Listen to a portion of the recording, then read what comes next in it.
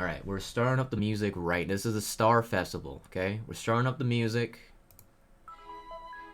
Isn't that nostalgic? A happy beginning. Which, honestly, is a little off-putting because I don't know if this beginning split to this story. First of all, I'm sorry for the delay.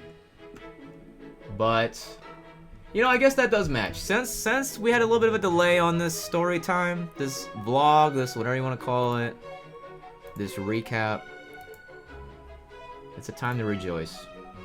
But I do have to start with the plans and expectations because, like last year, I was planning on going the whole weekend, right?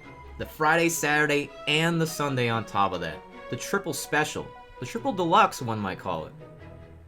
And so much so that, like, when the hotel blocks, like, first came out, I don't remember when that was, I don't know, October or November, I was already locked in.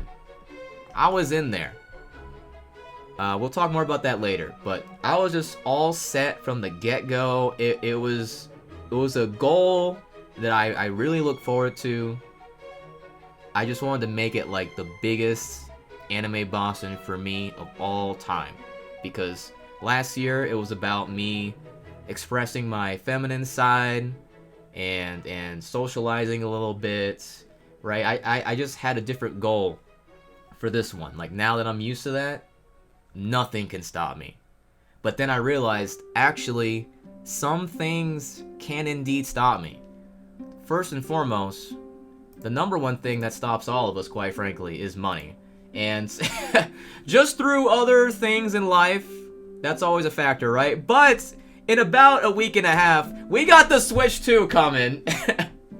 So that already was like, you know, conventions, it's known for spending a lot of money, and I know I'm gonna get this Switch 2 at launch. What's more important, you know, an event that takes place every year, or a console that I've been waiting for many years? So, yeah, I'm gonna get the Switch 2 at launch. For it to be so close to Anime Boston, I just don't like spending that much money at one time. Or at least a span of like a month. Just not who I am. And you guys know me. I'm always down for the coupons. I'm always there. So yeah. That did affect things just right off the bat. Like, as soon as the Switch 2 was announced, literally as soon as it was announced, I was like, oh, please don't be near Anime Boston. And then it was. And that's fine.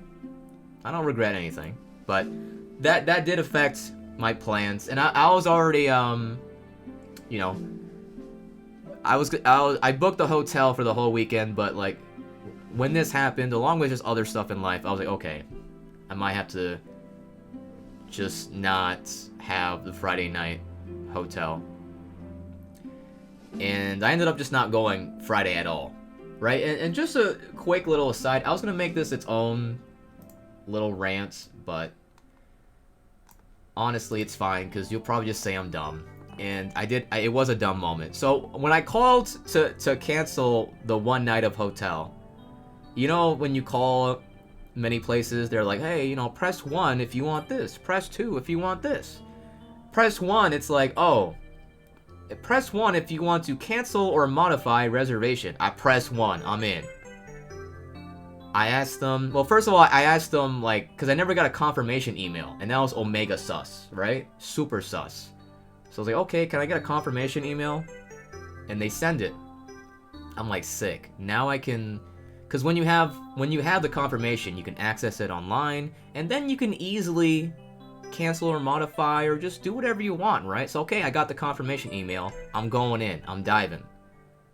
And then, for some reason, I just couldn't tinker with any of the settings, and it was just very strange. It didn't happen last year. It's just something that's not supposed to happen at all, quite frankly. At least I thought so. And so then I'm like, okay, I'll call it again. And I should mention, I have severe phone anxiety. Okay, just like my severe social anxiety, as well as my severe anxiety in general. So just know that every phone call is a massive undertaking. So I call him again. This was a few days later. I gave it a few days. Oh, maybe the website is just not ready for me. Even the app, too. I tried the app as well. I call again. Round 2. And, you know, press 1 if you want to cancel or modify reservation. I'll press 1. I'm going in. This time, it was pretty awkward. Because I asked them, hey, can you, like, do that for me? And the guy's like, no. It doesn't seem like I can. But in particular, this guy, he just gave the vibe like he was new to this job. You know, and I'm not criticizing this person. Customer service, very stressful job. It's just difficult, especially when you run into a situation that you haven't been in before. And this seemed like one of those times where he didn't really know what to tell me. He was just like, for some reason I can't, so I guess you gotta just call them directly. And now when he said that, I'm like, what do you mean call them directly? Like, I called this number that's on the website for the hotel. Like this is the number for the hotel. And I pressed the number 1, which I thought meant that I was calling. But that's not the truth. So then I was at a loss. After the very awkward conversation, it was like we were both just we just both didn't know what to say. So it was pretty it was a moment for both of us. And then I call one more time. And I wait. I'm like, okay. Press 1 if you want to cancel or modify reservations. Press 2 if you... What is it? Press 2 if you need help with convention rooms. And now, hold on. Now I know what you're saying. You're saying, Nara, why didn't you just wait for all the numbers to be named? Why didn't you listen? Why didn't you... Here's why. Because I was confused. So if you don't know how Anime Boston works, I had a map last year. I don't have one right now on hand. But the convention is connected to a mall, which is connected to a hotel. They're all connected, right? And that's one of the sickest parts about it. I love that shit. It's great. It's all just there. It's all very convenient.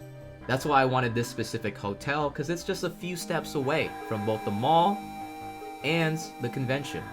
But because of that, that means some of the convention events are at the hotel. So I was like hesitant to press the number 2, which is ironic because the Switch 2 is right here. I was hesitant to press the number 2 because I was like, well, what if they mean the rooms that the convention books for the events? I was just confused. I pressed the number 2 finally. I will up the courage. And it's just the most gentle, probably middle-aged lady I've ever heard in my life. I was like, hey, can I cancel one night? And she said, yes, you can, dear. And then I said, is the rate gonna change? And she said, no, dear. And I was like, wow. And then that was it. So this saga that took place within a couple of days just resolved in about a 30-second phone call. Okay? So you know, that in itself wasn't that big of a deal, obviously, but just a funny... I think that's a good kind of like foreshadowing for some other shenanigans that's gonna happen later on. So okay, so just hold on to that memory, especially if you don't know me as well.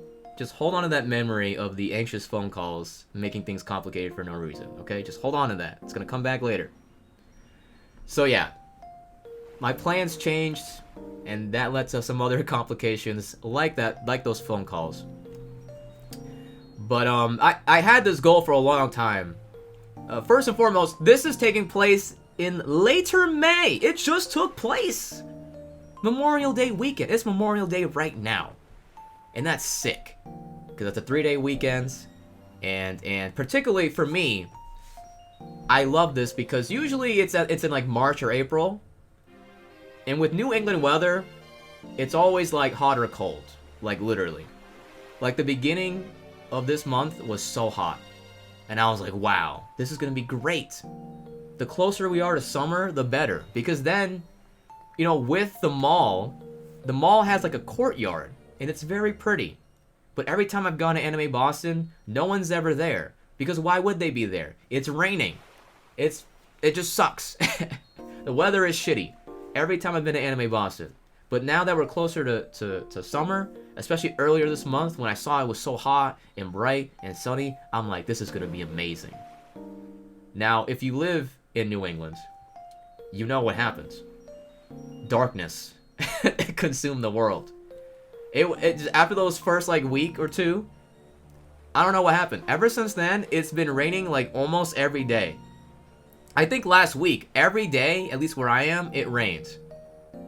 And it was so windy, and it just felt like we were back in like the earlier stages of winter. And I was sad.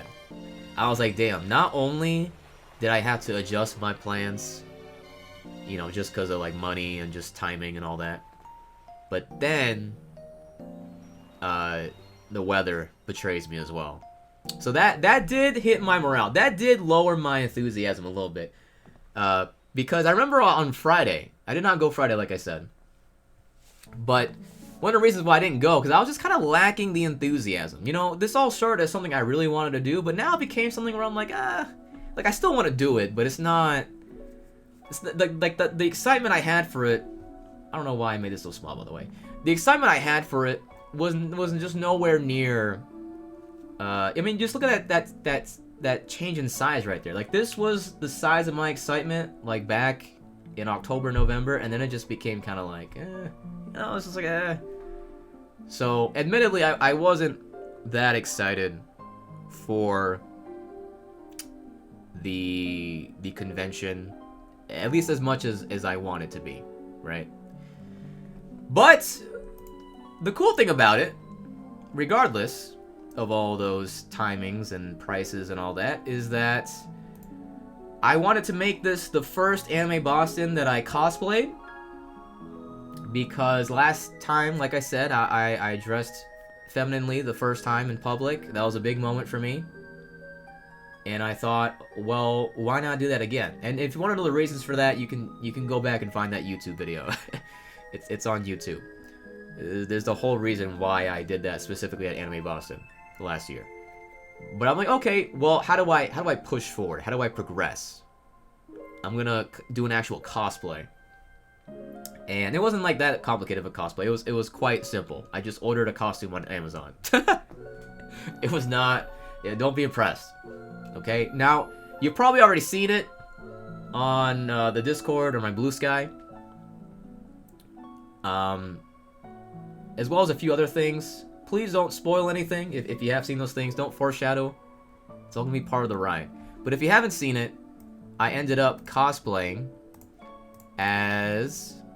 Well, first of all, I made this video. First of all, I made this video that's very cringe.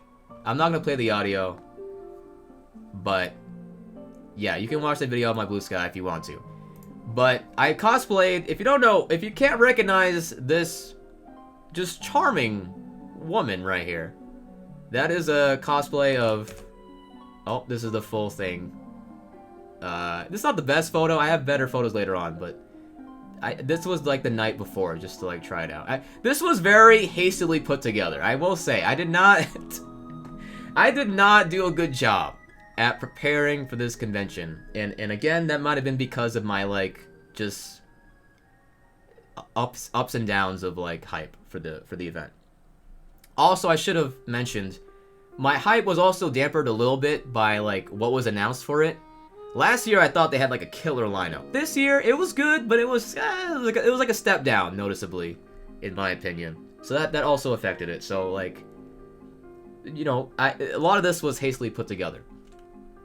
Yeah, this is the character. If you don't know who she is, she was a big reason why I felt like she was just very inspiring. Just visually speaking, character design wise, I talked about this 3 years ago. I remember when I was playing Banjo-Kazooie, and I was asking the chat, hey, has anyone watched that anime with the girl? And then eventually I watched it. But yeah, like, just character design wise, she is just like made for Nara, for me. If you know me, like, just aesthetically, like, yes. Aesthetically, ideal. Then I watched the anime, and just, like, what her thoughts about, you know, people's hobbies and like her interest in cosplay and all that. And that played into why I went into Anime Boston last year the way I did. And then also, you know, it continued to why I wanted to cosplay as her. She just meant a lot to me. And I just like her design as well. I also wanted to try a blonde wig, I will admit. That was also, it was like a small reason, but I want to try like colored wigs. I'm just curious about how they would look on me. Because I've always thought, like throughout my whole life, right? Throughout my whole life, I was like, I don't think I would ever dye my hair. Cause like I don't know, I just thought it would look weird. I might just stay just normal black the whole time, my natural hair color. But I was like, well, there's an opportunity, especially with cosplay, right? There's very colorful haired characters with anime, so I'm like, okay, I'll just try this with a character that I love. Now you might notice that it's not 100% accurate, of course. The first day I wore thigh highs, I eventually wore the socks that came with the outfit, but even then they're not as short as they are in this photo. Also, I don't have alright, funny little anecdote. You see how she's like tied, she like tied her shirt like this, right? I didn't know how to do that. Like when I would try to tie it, it wouldn't look like that. And I know that sounds stupid, but I just couldn't get it together. To the point where I was about to DM you, the master of cosplay, and just ask them, how do you tie a shirt like this? I didn't end up doing that because I felt stupid. So yeah, I did not do that. Instead, I just, you can't see in this picture specifically, but I ended up just tucking in my shirt because because when you do that in real life, you have a high chance of just showing your belly. I didn't want to do that. I'm not at that stage in my life. You know what I mean? Yeah, I can't wait for the second season of the show as well. Shoko. It's coming out later this year. Also, she's wearing... we're really going in deep detail about this. This is overly detailed. The nails... she's wearing all pink nails. I went for the black and pink. I just like that. That's just how I always wear them. So, that's just what I did. She's wearing a ring, which I didn't do because my skin is sensitive, and I'm like, I'm not trying to like buy and try all these rings. Like, yeah, it's okay. We don't gotta do that. Same with the earrings. I was not gonna get my ears pierced for this. The choker that this cosplay came with, oh, you can't really see it here. You might be able to see it here. The choker was like way thicker than I thought it would be, but it's okay. Lastly, the most important part to me that I missed out on was the eye color. Her eyes are pink, and they're just nice. It goes well, you know, with her hair, with her nails. But for me to do that, I would have to like take a contacts exam. For those who don't know, you have to like take a separate exam. As far as I know, you have to take a separate exam for glasses prescription and then contacts prescription. And that was just, it's too many steps. Too many steps, too much money. I'm already spending so much money. I'm already spending a lot of time. I forgot to mention that as well. This month was very productive for me, right? So, like, a good kind of productive. I know they sell regular contacts too, but like, I would have to get them fitted to my eye if I don't want to. I'm wearing this shit like all day. For multiple days. So, it's just too much. I don't want to think about that. And also, ideally, I would like to have the prescription. Ideally. I don't have to. I don't have to. But ideally, like, in the future, that would be, like, just cool to have. But for doing that right now in this moment, I'm like, well, I'm already busy doing this other stuff that I want to be busy with. I don't want to devote this much time and money to this other stuff. So, you know, this is not the last time I'm gonna cosplay her. So, you know, in the future we'll touch back with this and get a more higher quality cosplay. But that's I'm sure that meant like nothing to you, but I just wanted to point that out because it was important to me. But it worked out in the end, because if you know the lore, if you know the deep lore of My Dress Up Darling, the deep cut lore, her eyes are actually, how do I Her eyes are actually dark brown anyway. So, you could say I was just being lore accurate. So, it worked out. I wasn't that, you know, I didn't feel like I missed out that much because it just applies to the lore. Now, before we finally get on to Saturday, I have to mention, it wasn't just my expectations. It wasn't just the plannings of the days. It was also like what I wanted to do each day, right? So last year, you might remember, I made this effort. I made this effort to like take pictures with other cosplayers. That was like a big effort I made, right?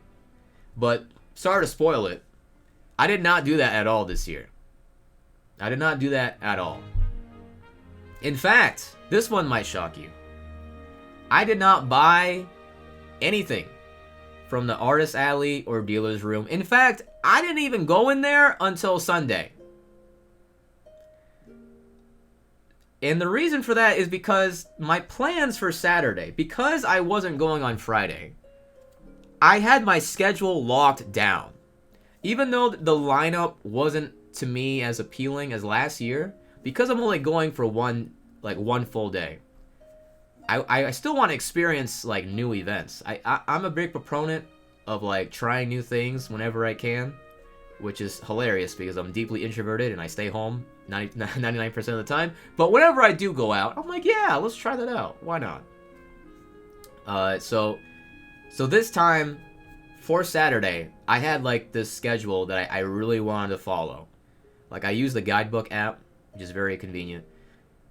I marked down like which events I wanted to go to, and I wanted to make sure I went to all of them if I was able to make it. Because last year, you know, even with going the whole weekend, there were still some things that I wasn't able to make. So that was my main goal. My main goal this time was to not only glam with the cosplay, but also get to all those events I wanted to do and just try, like, just do like panels or performances and stuff like that I've never been to at Anime Boston. That's why I didn't really prioritize like getting pictures with cosplayers or just other things like buying other shit. Alright, I think we're finally past the plans and expectations. You might be surprised it took 22 minutes, but if you know me, it should not be surprising. I always talk for too long.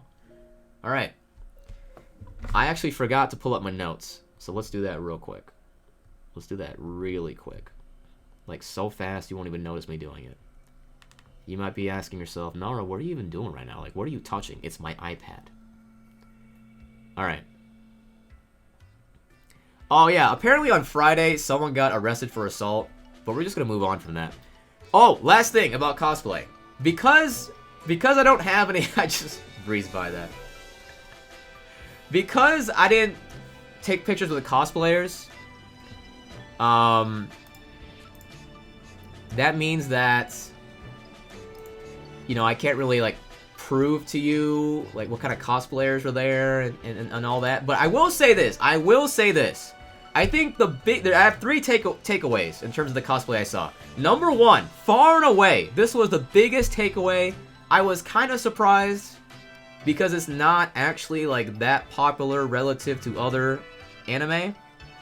The number one surprise, number one takeaway, it felt like one of the most common characters that I saw being cosplayed was Mao Mao from Apothecary Diaries.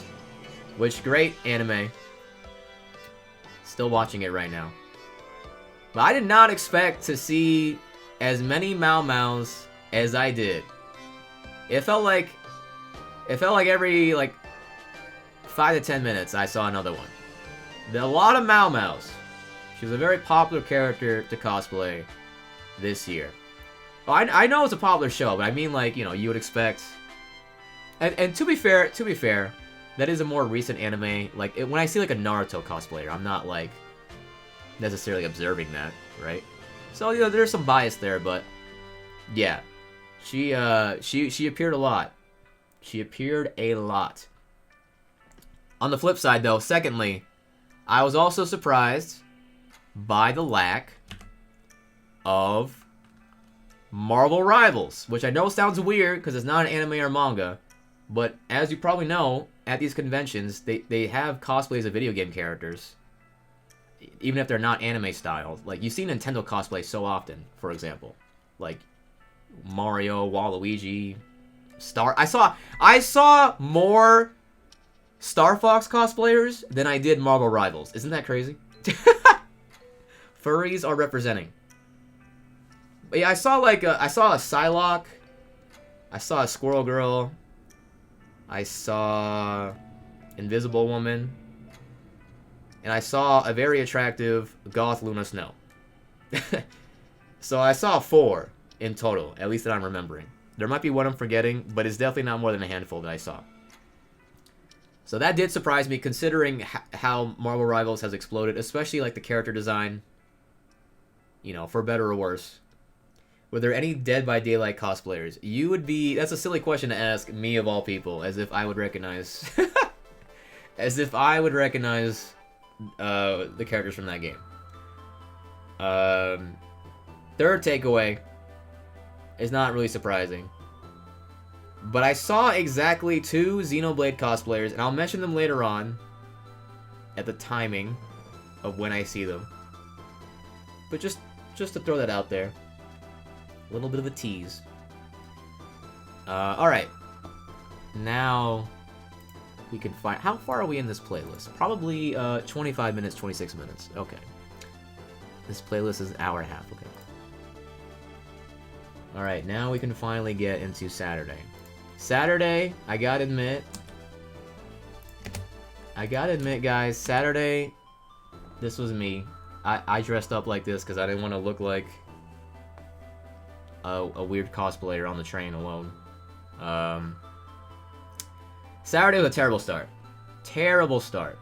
I set my alarm for like 5:45 or whatever.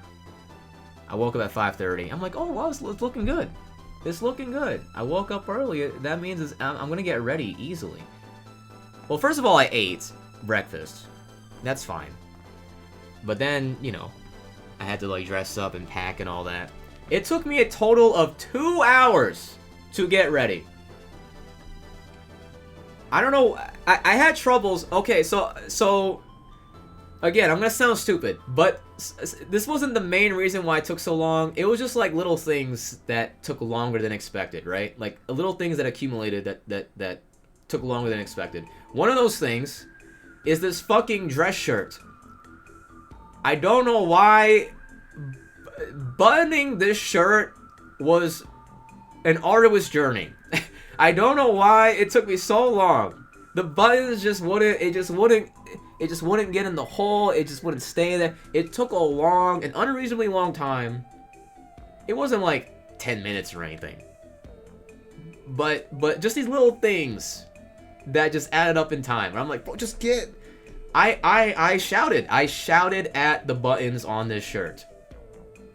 That's how much they were frustrating me. But yeah. Just like my cosplay was kind of hastily put together, I didn't pack as well as I should have, so like it took me 2 hours to finally get ready. And then when I finally get there, the train wasn't even coming until for another 15 minutes. So I probably missed the last train, you know. So and the reason why this is like kind of precarious, at least I thought it would be precarious, because Saturday is the busiest day for the convention, as you would expect. And usually what happens is that in the morning or at noon, the line to get the badges to go into the convention, it just fills up. It just fills up beyond belief. You're going outside, you're wrapping around the building. It's crazy. And now it wasn't like raining hard, but it was like lightly raining, so I definitely didn't want to do that. I had my raincoat, but I didn't want to have to just wait outside for that long. I've done it before, like 2 years ago or 3 years ago. It's not like I don't have a problem waiting. It's just, you know, it's not how I want to start my day. Generally, waiting outside. That's not my goal. And especially on a Saturday for Anime Boston, which last year they capped the event. The fire marshal told them no. Last year on Saturday, the fire marshal stepped in and said, nah, bump that. No more. I didn't have any fear of that happening to me because I already pre-registered, but still, the amount of people was a little intimidating. So, yeah, having to take those 2 hours and then waiting for the train was a little frustrating. But the weather, like I said, it was only lightly raining. It was better than expected. I was a little bit of a doomer about it after seeing the weather report. It was a little better than expected. What did surprise me was that usually, like last year, when I get on the train, I usually see like a few like people, whether they're cosplaying or they just have that vibe about them, which don't be that person judging. They just have that vibe about them that seems like they're going to Anime Boston. I didn't really see that. I did not see that at least for a while. So I definitely stood out. Even with this hoodie on, you know, I felt like a little like weird.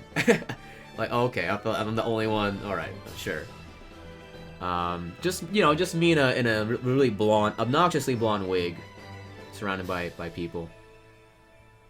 And this is also when I start realizing this is gonna be a problem throughout the whole event. This is also when I start realizing that this wig, as pretty as it is, and I love it so much, I also fucking hate it. Because this wig, I felt like my cat the way I was shedding. I was shedding everywhere at all times. And it's a lot more noticeable, like, even if it isn't exactly shedding, just like the strands are a lot more noticeable because it's like light blonde. So it was like a constant problem. It wasn't like a big deal. It didn't ruin my cosplay or anything. But I would just find random like shit on me. Let me tell you, if this was my real hair, I would have left so much of my DNA all over Boston, all over the train, all over everywhere I went. There would have been traces of Nara everywhere. This wig was going. And it's funny because like the first wig I bought, which is the dark brown wig, that one also sheds a lot. The second one though, the one that I mainly wear, which you can see very briefly right here, that one's actually good. This is also my reaction, by the way, to all the lateness that I was having. The one I usually wear doesn't shed that much. But then this one came back in my life to remind me, oh, okay, no, this is how life is sometimes. It's just shedding everywhere. It was a little much. A little much. But yeah, what else here? I wrote a note. Okay, so when the green line, the green line train, that's the train that's mainly in Boston. When I finally got on that train, it came instantly, which was good. But it was full of people. Full of people that I had to stand, right? And you know when the train goes, you have to like, you know, you're like, whoa, you gotta retain your balance. So I had to like touch the handlebars, and according to my notes, I felt like I caught bird flu immediately. I just don't like touching, you know, public transit things. But unfortunately, that had to happen. That had to happen. Yeah, Green Line is typically mayhem. Alright, so I finally got to Boston, or I got to the station I want to get to at 8:30-ish. Not terrible, but it is, because pre-registration starts at 8. So I had like 30 minutes until like the normies. I had like 30 minutes of the normies with flood in, you know what I'm saying? So I was like, oh, okay, this is like, I mean, I'll get there in 30 minutes, but it's like a little close. And I don't have a picture of it because it would be creepy if I did. But when I finally got there, oh, I finally saw someone. Like, oh, thank goodness. There's finally someone that's recognizably going to Anime Boston. Because I also just like, okay, this is going to sound creepy. I also just like following people. When I don't know where to go, but I know this person's going where I got to go, I follow them. So this person I knew was was gonna go there, so I'm like, okay. I don't even gotta like use my own brain. I'll just follow them. And there was a girl, and their backpack, you know the backpack people have with like the pins on them? Their little like anime pins. This girl, I noticed this as like I slowly noticed. Her pins are all Akechi from Persona 5. She stands Akechi. I learned something about her that day, that morning. It was all Akechi. I was like, wow, she has so many pins. What a variety. And then I'm like, wait a second. They're all Akechi. So yeah, that was a funny observation there. Now the good thing, I guess it kind of worked out though that I got there at 8:30 because there was actually no line. That surprised me. There was no line. We were chilling, and it kind of makes sense because if you are that nerd like me who pre-registered. If you're that nerd like me who pre-registered and you got your weekend pass and all that, you probably got it on Friday morning, you know? So it makes sense in hindsight, but I was like, oh, okay, well, thank goodness. It's actually good because I got more sleep. I didn't have to, like, get ready as much the night before. It worked out. The ASAP. Yeah, sure. Before we get to the first event I went to, just some general observations I had. This is my rant, okay? This is another Nara rant for the day. I might have even spoken about this last year too. If you are that person... Oh, by the way, this is me finally getting there. I didn't put on... I put on my other mask right after this photo. I forgot to put it on for this photo. But that's me changing in the bathroom.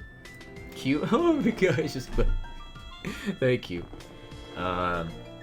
So I have to go on this rant, guys. I'm sorry if you think I'm being cruel, if you think I'm judging people, if you think I'm being like non-tolerant or whatever, but I don't care. I am prejudiced against people at anime conventions who blast music. I gotta be honest. If you're watching the stream right now, I like you a little less. I hate the people. If you've been to an anime convention, or just any convention probably, you know who I'm talking about. That person who just walks around. All they do, maybe they're hired, I don't know. It'd be weird if they were hired to do that. I don't care. I don't care if they're someone who's volunteering for that job, or if it's not a job and they're just doing it because that's how they have fun. I don't care. I don't like it. There's just this one person walking around the whole convention. That's all they do. Blasting meme music. As soon as I walk in, come on and slam! No, I don't want to slam. It's 9 a.m. Couple minutes later, I thought I escaped. I thought I evaded them. Next thing I know, who's coming up the escalator? Caramel dancing! No! 15 minutes go by. I thought, oh my god, relief. I'm finally free. What do I hear? Together, together, together, everyone. Did not expect High School Musical. But come on! What are you doing? If it is for fun, why? Why? I'm standing up for this one. Why? Who does that? Who just walks around blasting music the whole time? And when I say blasted music, I mean it. I'm not saying the people, because there's a few people who like play music a little bit out loud, and that's fine. But I'm talking about the people who like blast it. And this is supposed to be against the rules, by the way, so I guess it's staff's fault for not enforcing it. But they're like blasting it, okay? They're like blasting. I'm not exaggerating. And like you said, it's fun the first time you see them. It's like, oh, that's cute, that's funny. But like when they're literally, like I'm telling you, all they did was just walk around the whole convention. That's all they did. Just walk around the whole convention blasting music. Bet on it? What do you mean, why? You see, if that guy started blasting Bet on it, I would have been like, yeah! Sorry. It's getting a little hot. I might have to open the window.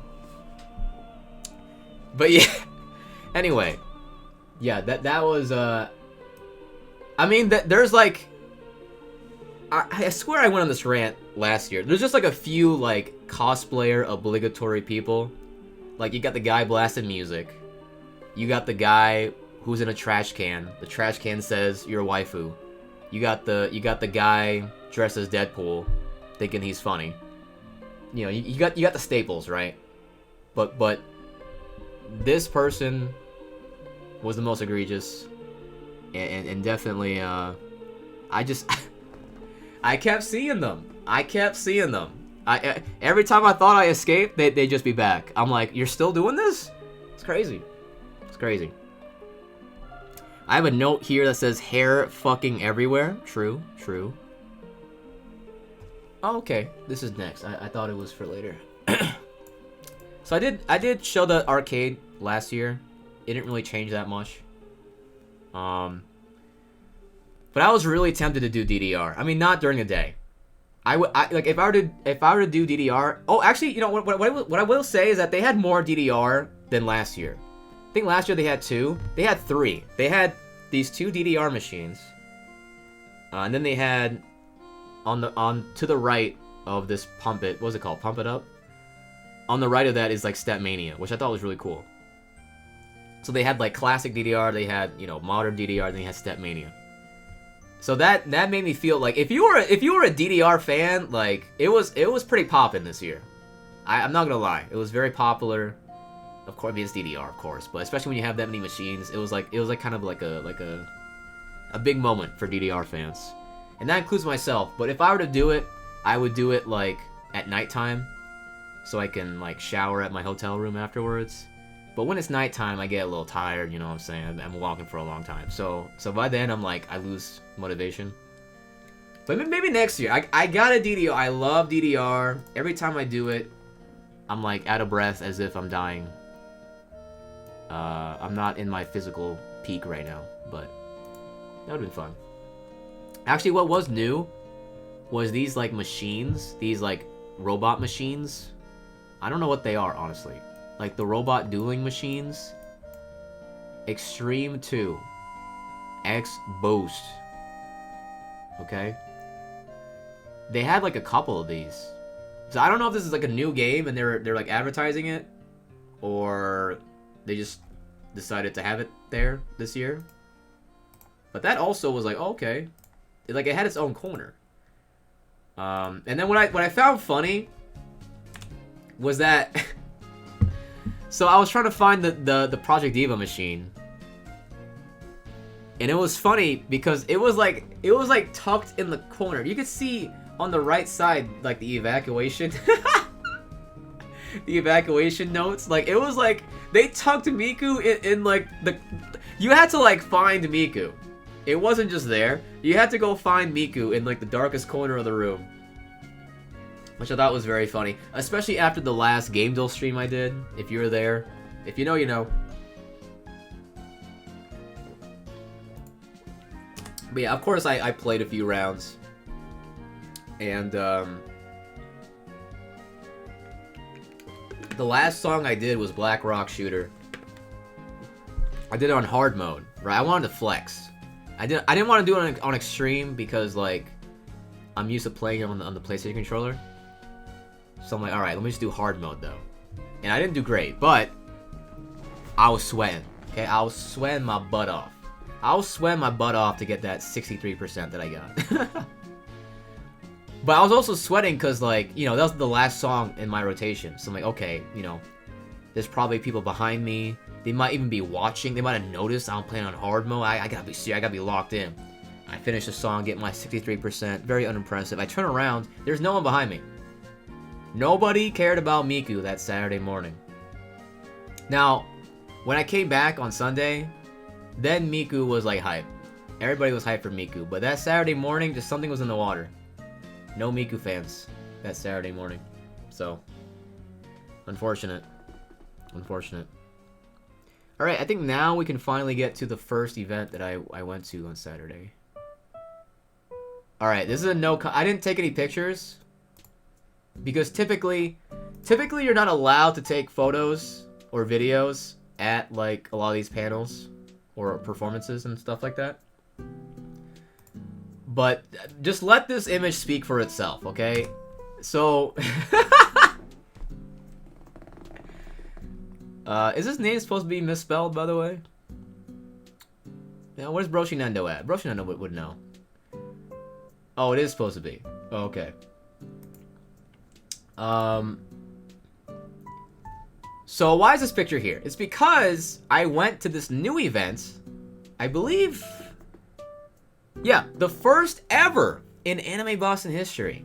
And honestly, the way it was run, I could tell. The first ever. Weakest Weeb. As in, the weakest link, the game show, but, like, for nerds. Like, anime nerds. And some video game stuff, too. And I just like going to those type of game show events. Like last year, I went to the Family Feud one. Classic. This time I'm like, okay, you know, I never watched The Weakest Link that much, honestly. I only seen like a few clips, but let's see how this goes down. And I have this note right here. First of all, before I get to that, there's two people running the event, and one of them did this intro, which might mean it was probably gonna mean nothing to most of you. I only expect like two people to understand what I'm about to say. They did the Enzo and Cass intro from wrestling, which was fucking weird and random. And like almost nobody in the room understood what they were talking about. So, yeah, it was already an awkward start. And just the overall, like, nothing to say about them because it was their first time doing it, but like it was a little clunky, you know, wasn't the best kind of, you know, situation because like for those who don't know the Weakest Link in just the format of this, it's like they have like a minute 30, I think it depends on the round, but it's like a minute 30 to answer as many trivia questions as they can, and it's like back to back, so it's very tense, right? It's not like, oh, you get this one question and then next round. Yeah, Glog, you would know it. Yeah, the announcer just did that for some reason. But yeah, it's like a minute 30. It's like pretty intense. And the music's... The Weakest Link, honestly, good show. But it's like a minute 30 of just this intense trivia. And I have this note here that says, this shit hard. It was like, oh, like, some of the questions, honestly, were pretty easy. Like, the reason why I have Mirror B on here is because they were one of the top scorers. Not the video game character, but like, there's a cosplayer in Mirror B. They were like one of the best performers, like one of the best contestants. But like I put, bruh, I would have aced Mirror B's rounds. Because like, you know, a lot of the questions were hard, but then like there was a few questions like sporadically that were really easy. Like for some reason there was like 3 questions related to Majora's Mask. It was like mad random. And obviously I would have gotten that. So like, yeah. Aside from those like few exceptions, and like sometimes you would get them in a row, right? So it wasn't like the best pace in terms of like difficulty. Like some of the contestants, I just felt like, man, they got body bagged with the questions they got. Just tough, man. Like even things like, I'm sure you Haikyuu fans will like prove me wrong, but even like what's the number on Hinata's jersey? I'm sure you Haikyuu fans all know that, but like, I'm a fan of that show. I haven't watched it in a long time though, so I don't remember. I don't remember the number. So like stuff like that, where like, you know, it's probably not hard to like a big fan of that particular thing, but yeah, I know you would, Sukuna. That was a Sukuna bait, honestly. That was a Sukuna bait. I'm glad you took it. But yeah, it's just like, you have to remember, like, it's such a variety. Like, you don't know what anime they're gonna cover. You don't know. There's no categories. It's legit whatever they want to ask you. So it could be about Haikyuu, but then it could be about, I don't know, like Naruto. It could be about apparently Legend of Zelda. It was just coming at you for 1:30. It's crazy.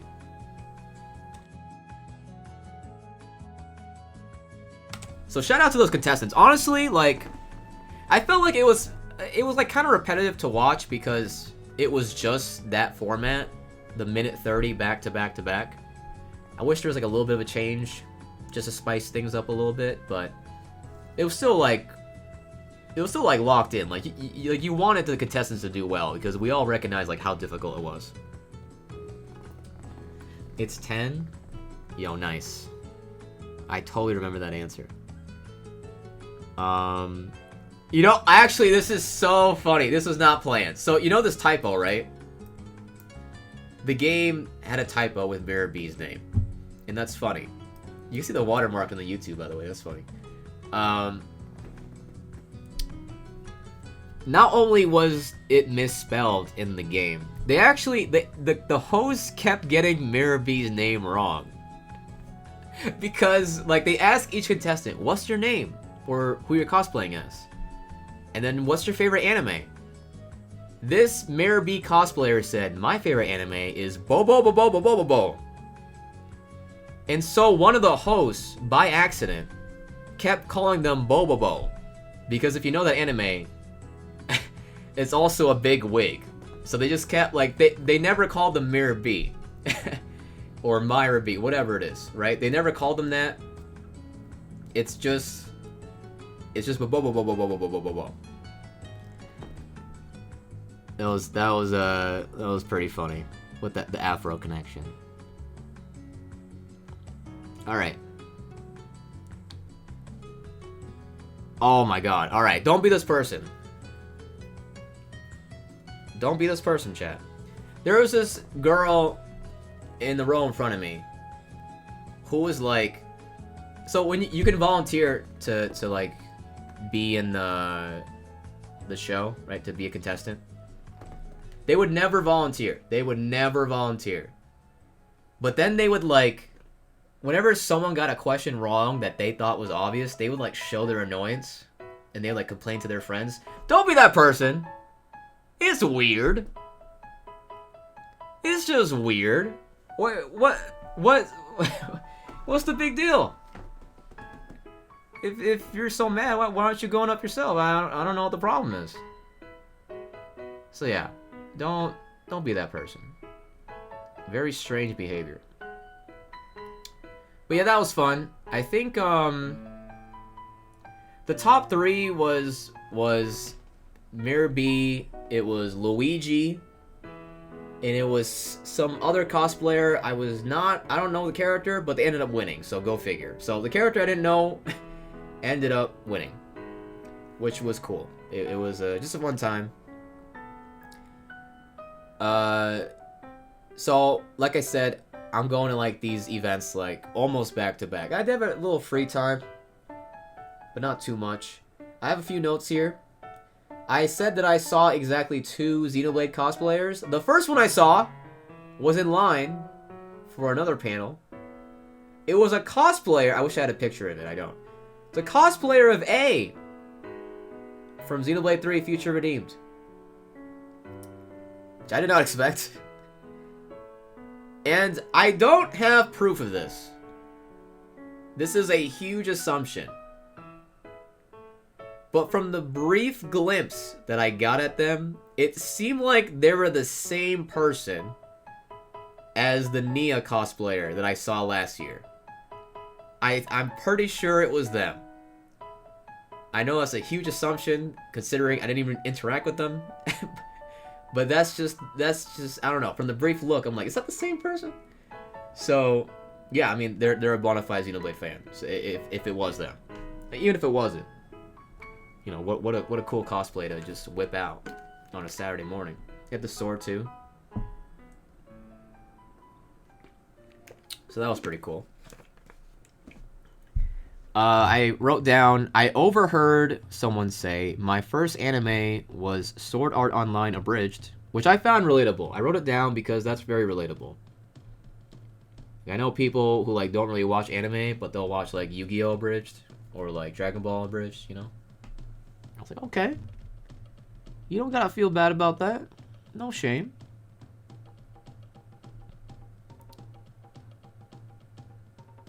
I wrote down, I finally find...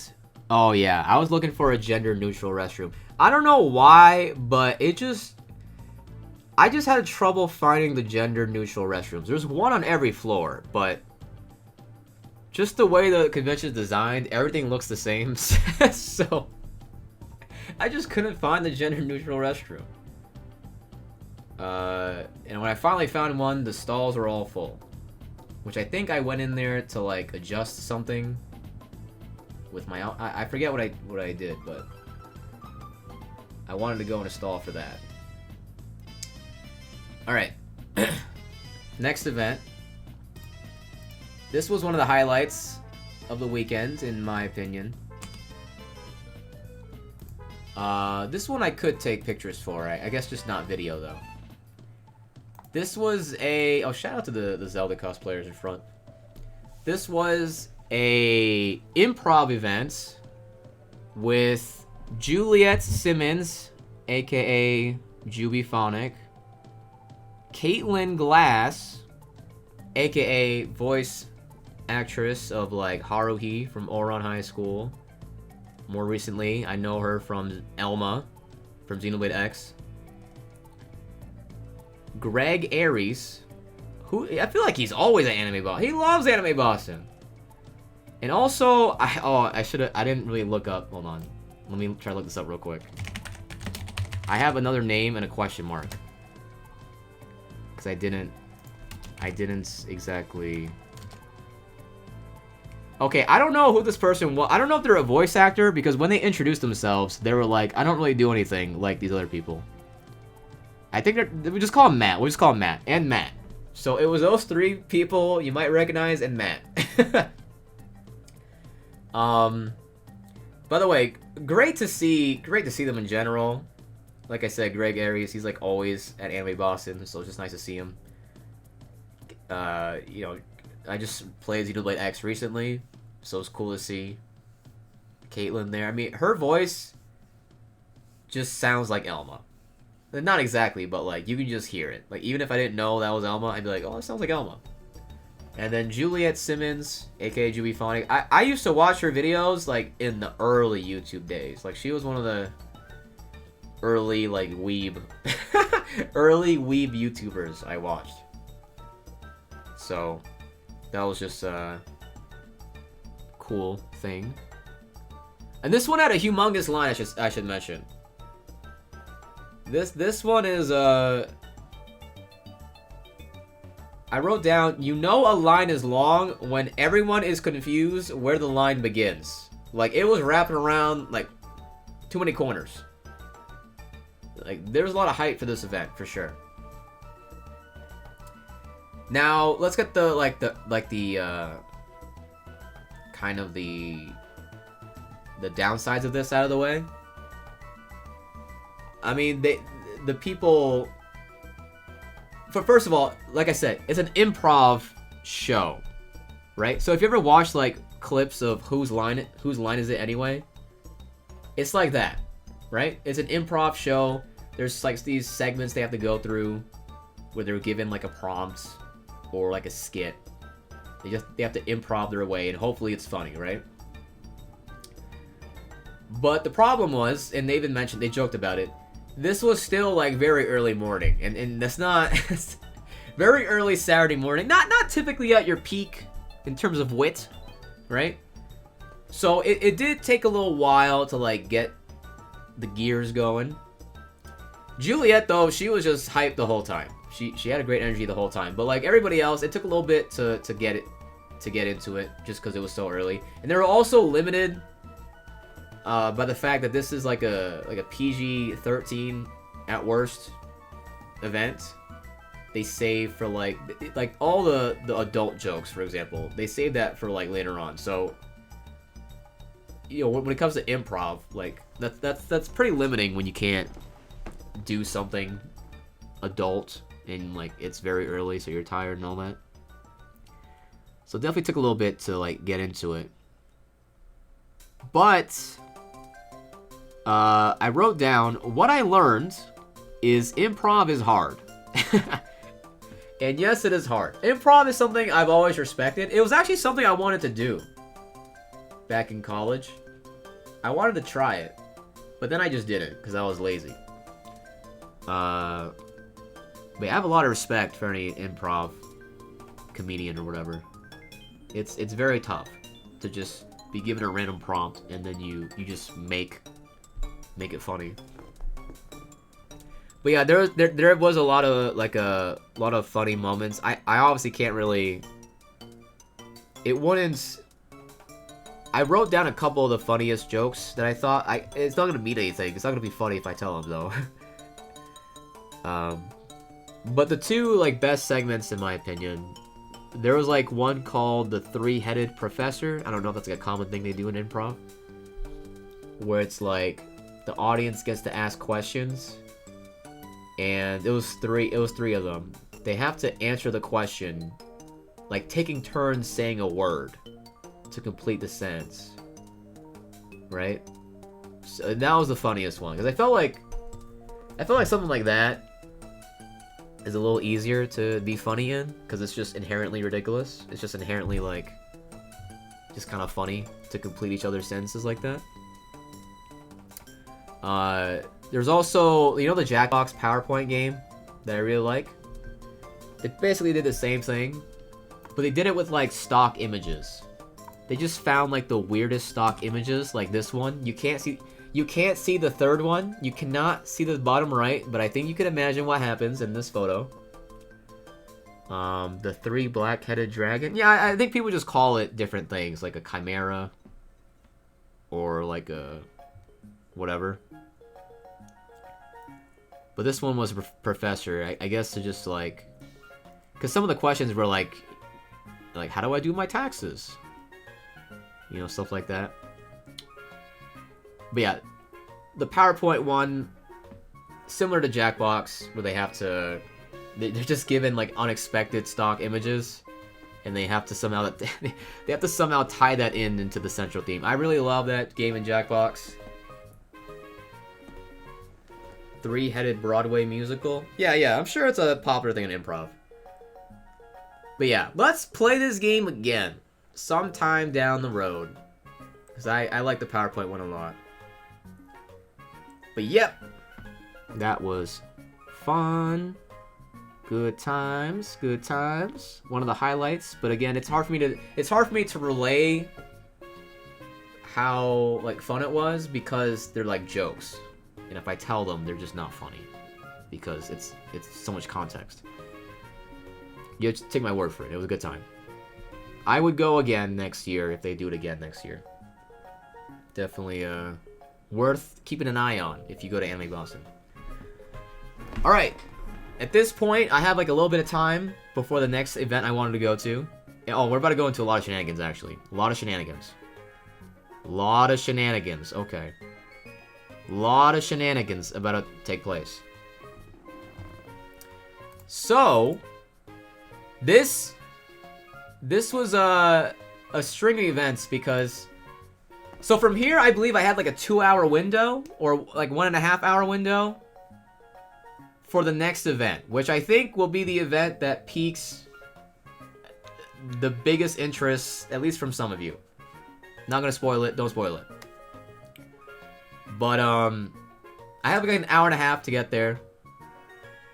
It was probably like 2 hours, but I wanted to line up early because I knew it was going to be climatic. So, I was like, okay, let me just go eat. And if you don't know, like I said, it's connected to a mall and a hotel. At the place where you leave the convention and you could turn right to the hotel, or in front of you, you have a few food places. You have Ben & Jerry's. You have this food place called Clover. This other food place called like Sweet Greens, I think it's called. Probably like a healthier option. I didn't really go in there. You have Dunkin' Donuts. And then you have a Shake Shack, baby. And then you have the rest of the mall if you want to go out there.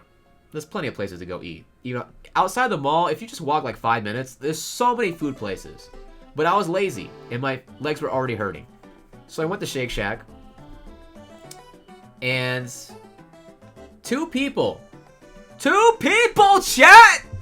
They complimented my cosplay! I don't know what it is about the Shake Shack line, but I always have pleasant experiences. Last year, that was when I took the picture with the Nia cosplayer. This year, I'm out here getting complimented. I'm out here, I'm doing my order, I'm walking to the back of the line, some tall ass dude, I couldn't even see his face, he was so tall, he was just like, I like your cosplay. I didn't even look in his eyes, because I was so shocked. I was like, thanks. I walked to the back of the line, I'm still waiting. Guess who I see walk by? Guess, chat. Take a guess. I'm going back in time. I saw a Marin Kitagawa cosplayer! Fellow cosplayer of this beautiful girl. She walks by. And she really if you don't know, if you're not weeb enough, they call this type of character, was it pronounced Gyaru? Gyaru? That cosplayer, like, stepped it up to 11. I don't know how to describe it. You can just Google Gyaru. You'll probably find what I'm talking about. So it's stepping up to another level. Like, she's already a Gyaru character, but, like, she just had, like, an extra layer of that vibe. She was dazzling. And she walked by, and she didn't even say anything, because she, like, her friend was talking to her, right? And we were, like, going different directions. I was in line going this way. She was going that way. So it was very busy. Like, we couldn't really have a conversation. And if there was anybody I was taking a picture with, it was gonna be her. And someone else I'll get to later. But at this moment, I'm like, oh, my one regret is I didn't get a picture with her. Because it would have been awesome. But she just did this thing. She didn't say anything, because, again, she's in a conversation. But she just looks at me, and she does a little, like, a little finger wiggle. And she just smiles. So gently. It was a moment in time. I felt butterflies in that moment. But yeah, it was very nice. Just that acknowledgement. I guess we'll get back to this picture. We'll go back to this picture for now. But yeah, that was, I gotta, like, open the window. I'm sorry. It's like, I'm gonna play, like, a minute 30 ad as I open this window. Just to, like, clear the ads for anybody who's coming in.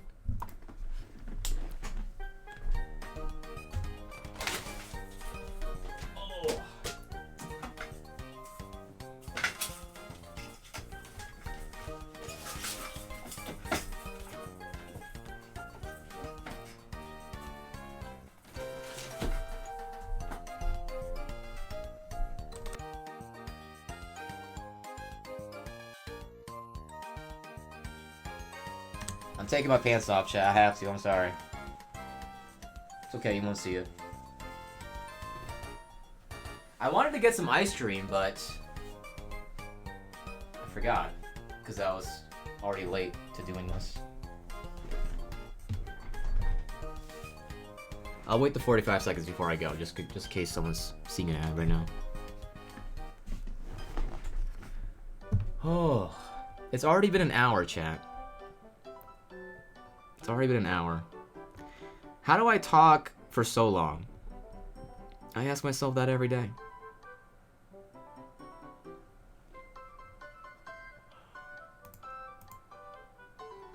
I guess we'll just talk more about that. Yeah, it was just nice. It was just nice to get just acknowledgement from a fellow cosplayer, you know? Because there wasn't that many Marines. I guess I'll get into this. Like, I was talking about, I was surprised at how many Mau Maus there were from Apothecary Diaries. But I think another thing that surprises me is that, like, there's certain popular characters that don't get cosplayed as much. Like, I mentioned last year, like, I was surprised there wasn't as many Tifas and 2Bs. Same thing this year.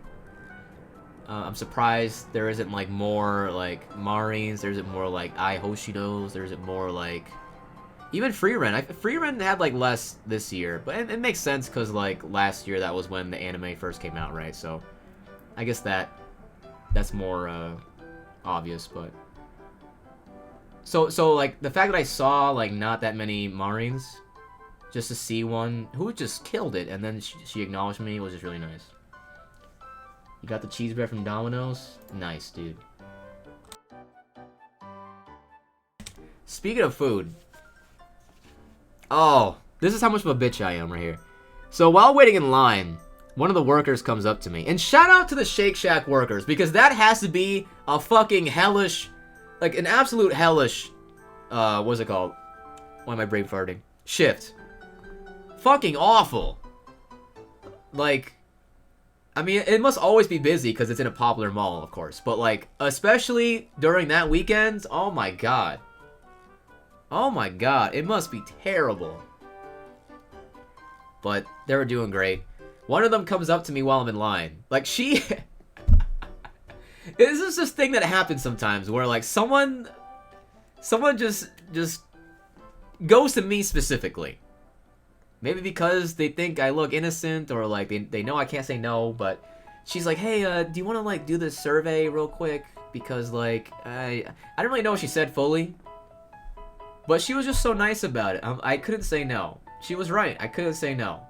But luckily, it was just like a QR code.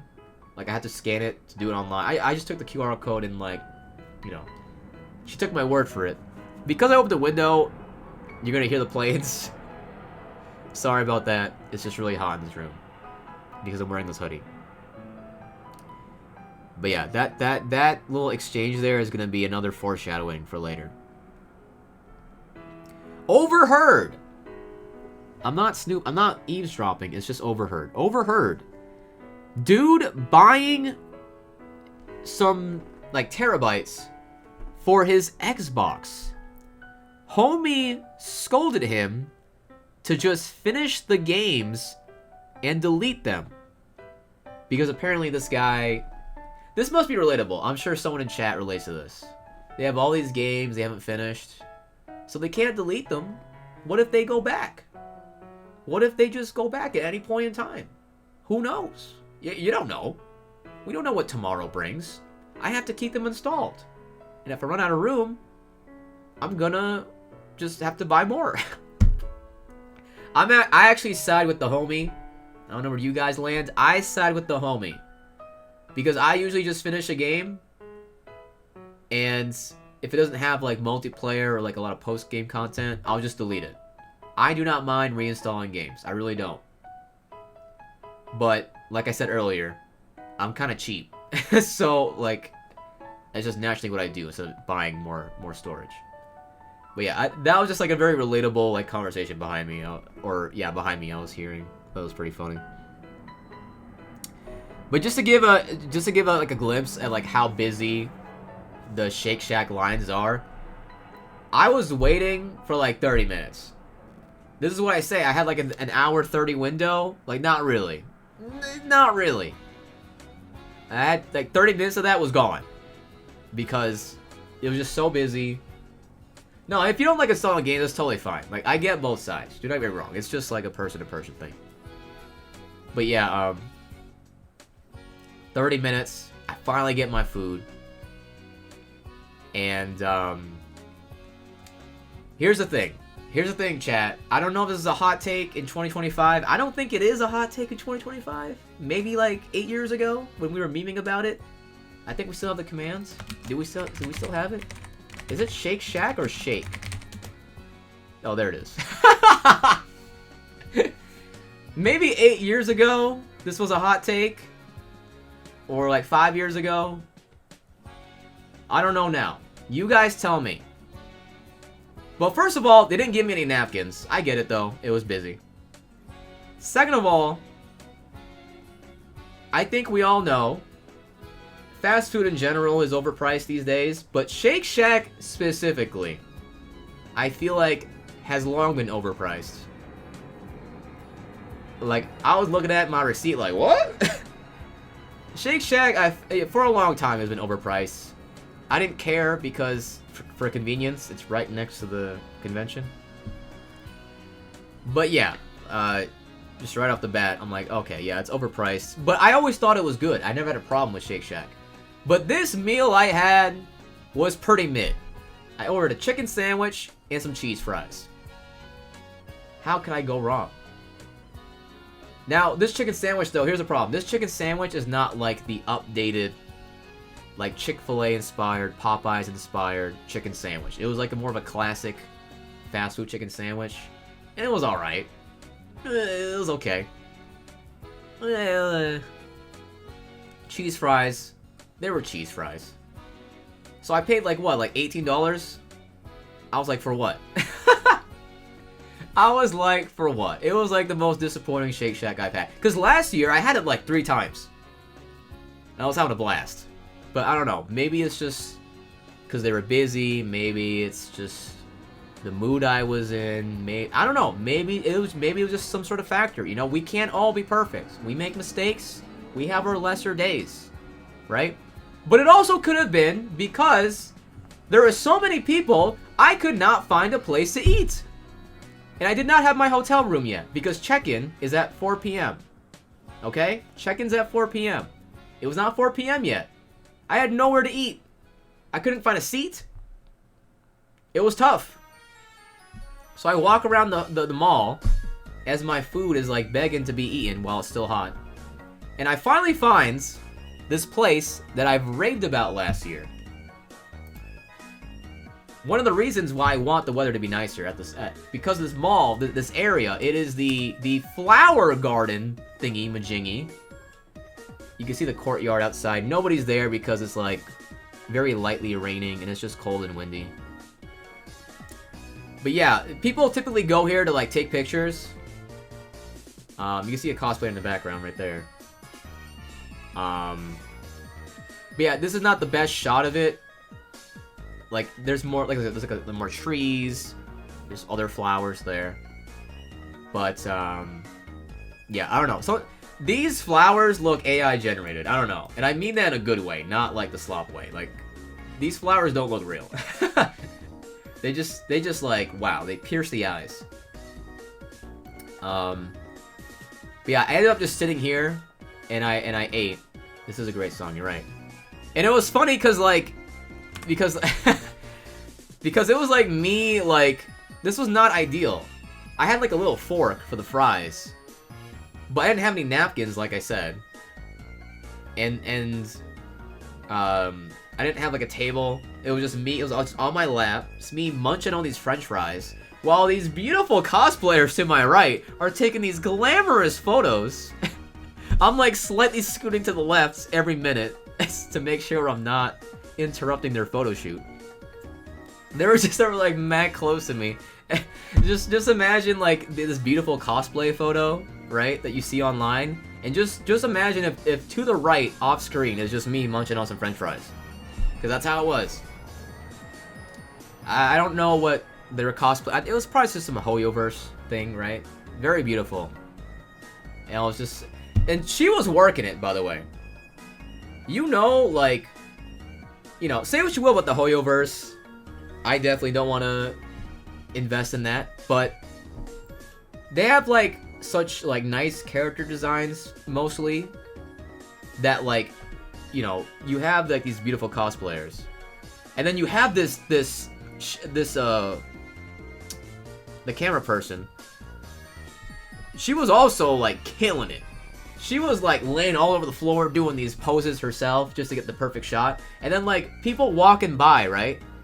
People walking by, you could tell, you could see their faces light up because they're seeing this beautiful cosplayer as well as this skilled photographer.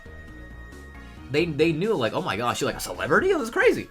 It was just like, it was just so funny to be in the middle of all that, just eating my Shake Shack. To be in the middle of that spectacular scene while eating my mid cheese fries. So yeah, definitely, hope I didn't ruin, hope I didn't tarnish their photo shoot. That's what I'll say. So, part of the mall and the hotel got renovated. I mean, it's been a year, right? And one of those things that was new, like just right off the bat, I just noticed, right next to the Shake Shack is like this new bathroom. It's like, it looks so futuristic. It was like all white. You know that one episode of SpongeBob where Squidward goes to the future? Yeah, that's what it looked like. It was crazy. And I went to the bathroom to like wash my hands. And in the middle of that futuristic just all white bathroom, all new, freshly renovated, was something on the floor. You can make your own conclusion. There was something on the floor, and it was just hilarious. It was hilarious. Just walking into this new bathroom, and the first thing I see, and it was like big. It was big. It was so big that people refused to go to the first 2 stalls because it was just in the way. So that definitely a clash of tones there. Clash of tones. It made it very inconvenient. I never went back to that bathroom,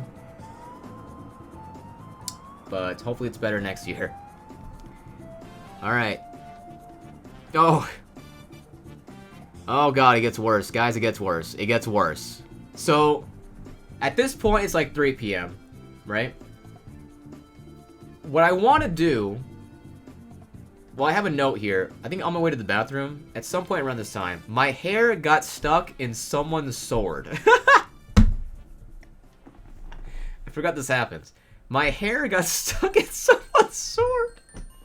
Yeah, I was walking by someone and my hair, just because it's like fucking going everywhere, it got tangled with someone's sword. But like, they didn't notice.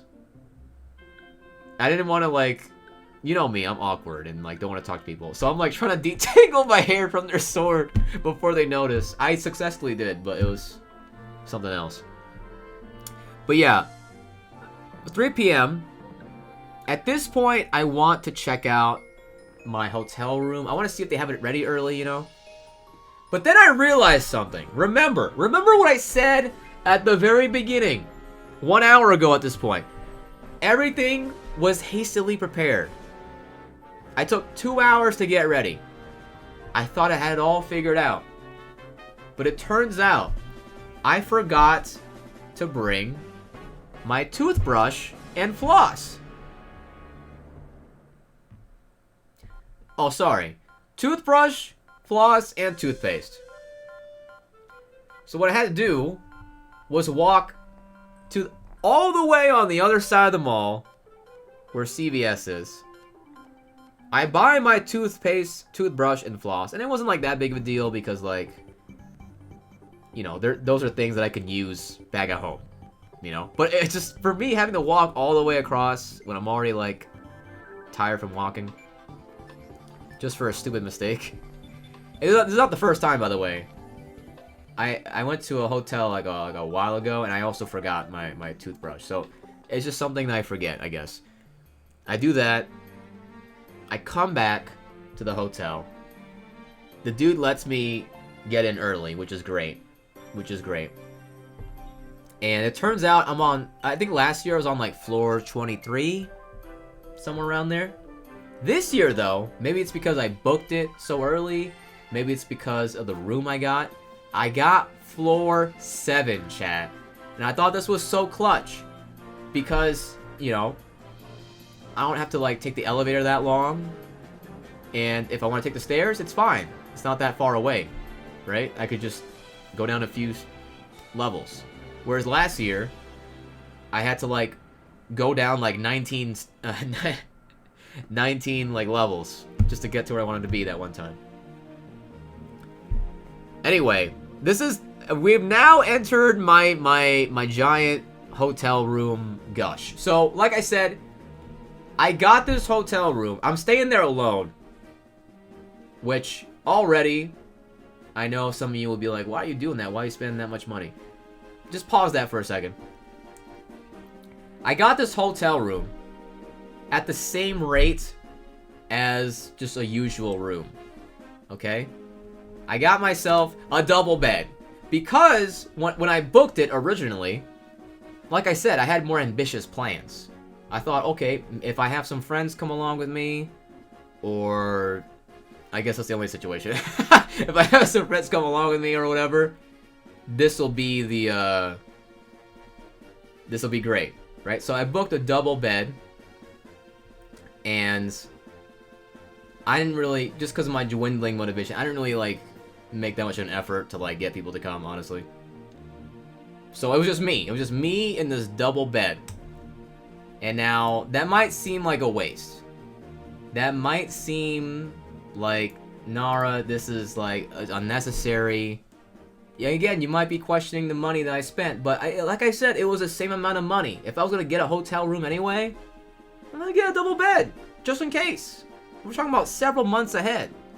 And even if I'm alone, guess what I can do with 2 beds? Guess what I can do? I can do, you know, well, first of all, I can just put my bag on there. Very easy, right? Put my bag on there.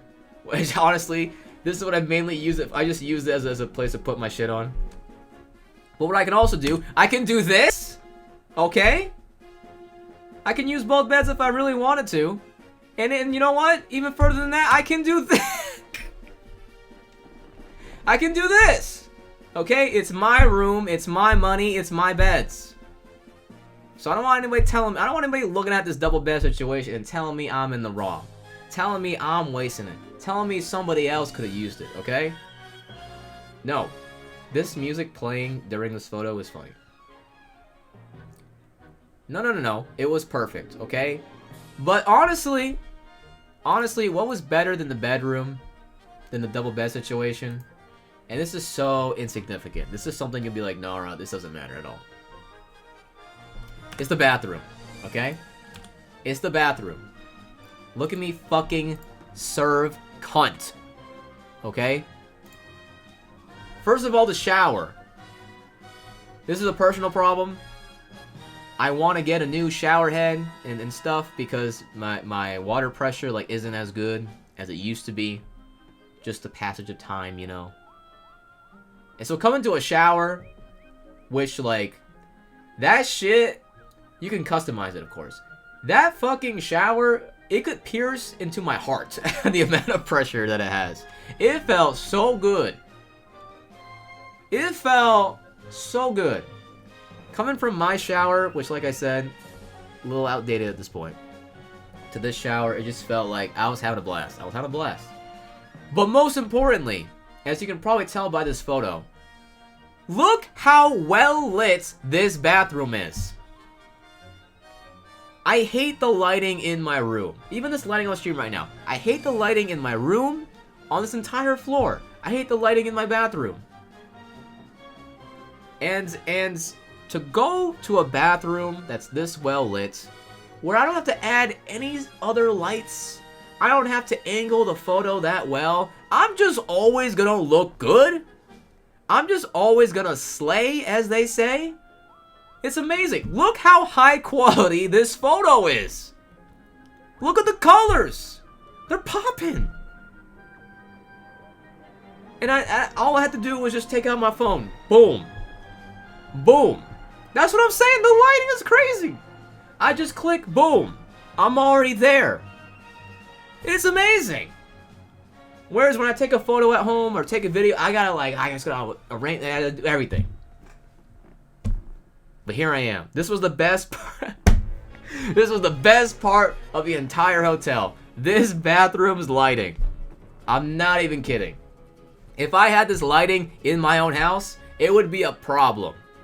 I would eat up my phone storage. I would have to make an Instagram. I would have to make an OnlyFans. I would be taking too many photos. So maybe it's better. Maybe it's better that I don't have this lighting. But it was the best part of the entire room. Not even kidding. Not even kidding. Alright. It's time for the highlight of the weekend. It's time for the highlight of the weekend, guys. Alright, if you saw my blue sky, you probably know it's coming. The highlight of the whole weekend, besides this room's lighting. Also, look at the quality! This lighting is amazing! The colors! Oh my god! It's fucking scrumptious. The highlight of the whole weekend is this next panel, or performance, we should say, that I'm going to. And you know, I was waiting in line, and I look, you know, I don't look too amused. It was because like, so I lined up really early for this, but even really early, the line was massive. And so, like, you know, it's a long, I waited in line for like an hour at the very least. And just to make the time pass by, there was like people like singing. And they, well, actually, it was good for me. You can't tell, but the position in line I was at, I was like luckily near a cushion. So I didn't have to stand the whole time, and thank goodness for that. I could just sit, unlike the vast majority of people. So that was lucky. But like, what song they sing? Oh yeah.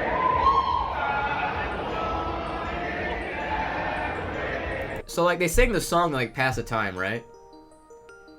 And honestly, you know, despite my reaction, wholesome moment. Who doesn't like a good old... What's the proper song title? I don't know. Who doesn't like a good old I Want It That Way, right?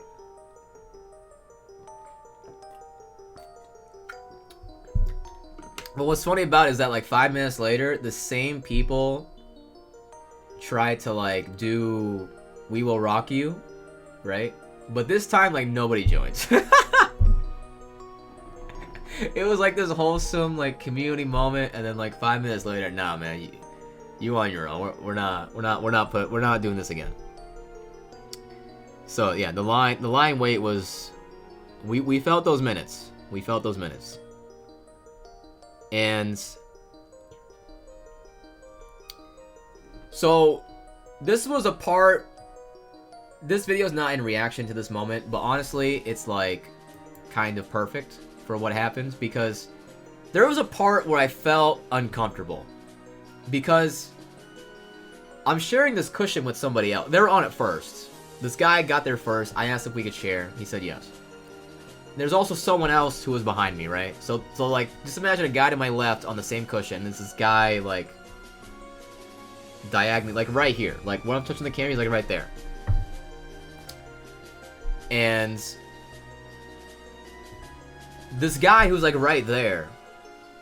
This could have been completely incidental, right? Because when we're just waiting, we just pick a direction and we stare, right? We just stare off. It's not anything ill-advised, right? For the most part. This person, who's like an older man, probably in his 50s, he was just staring at me. And again, it might have just been incidental. It might have been just him. That's just where he happened to be looking, right? He might have just staring at the cushion, whatever. The floor. But he was staring in my direction. So that already like made me like, okay, this is, you know, I just felt a little... There's like more reason why, I don't want to say it on stream, but I just got some weird vibes from this guy, right? And he was staring in my direction. Because it wasn't just like, because I'm sitting down, right? It wasn't like, oh, at the wall. No, it was like downward, where I am. So this guy is like staring at me, intentionally or not. And then at that same moment where I'm feeling uncomfortable, the guy on the cushion, who was not talking the whole time, and when I asked him to share the cushion, he wasn't like friendly about it. He was just like, yeah, sure. This guy just out of nowhere, just unprompted, just looks at me while I'm uncomfortable, and he says, I like your cosplay. And again, I'm not saying this had any malice. I'm not saying that there were creeps. I'm not saying any of this. I'm just saying in that moment, women, you know what I'm talking about. In that moment, when I have this slightly creepy dude potentially staring at me, and this other dude, who I was with the whole, he was next to me the whole time, I don't know him, just randomly compliments me in that moment, it just felt like I was just flanked. I was flanked by these two dudes. So yeah, that was very uncomfortable. And And maybe it was him trying to start up a conversation, right? But I just no-sold that shit. I just said thanks. And it's funny because it's like, I just thought it like when a girl compliments me versus when a guy compliments me.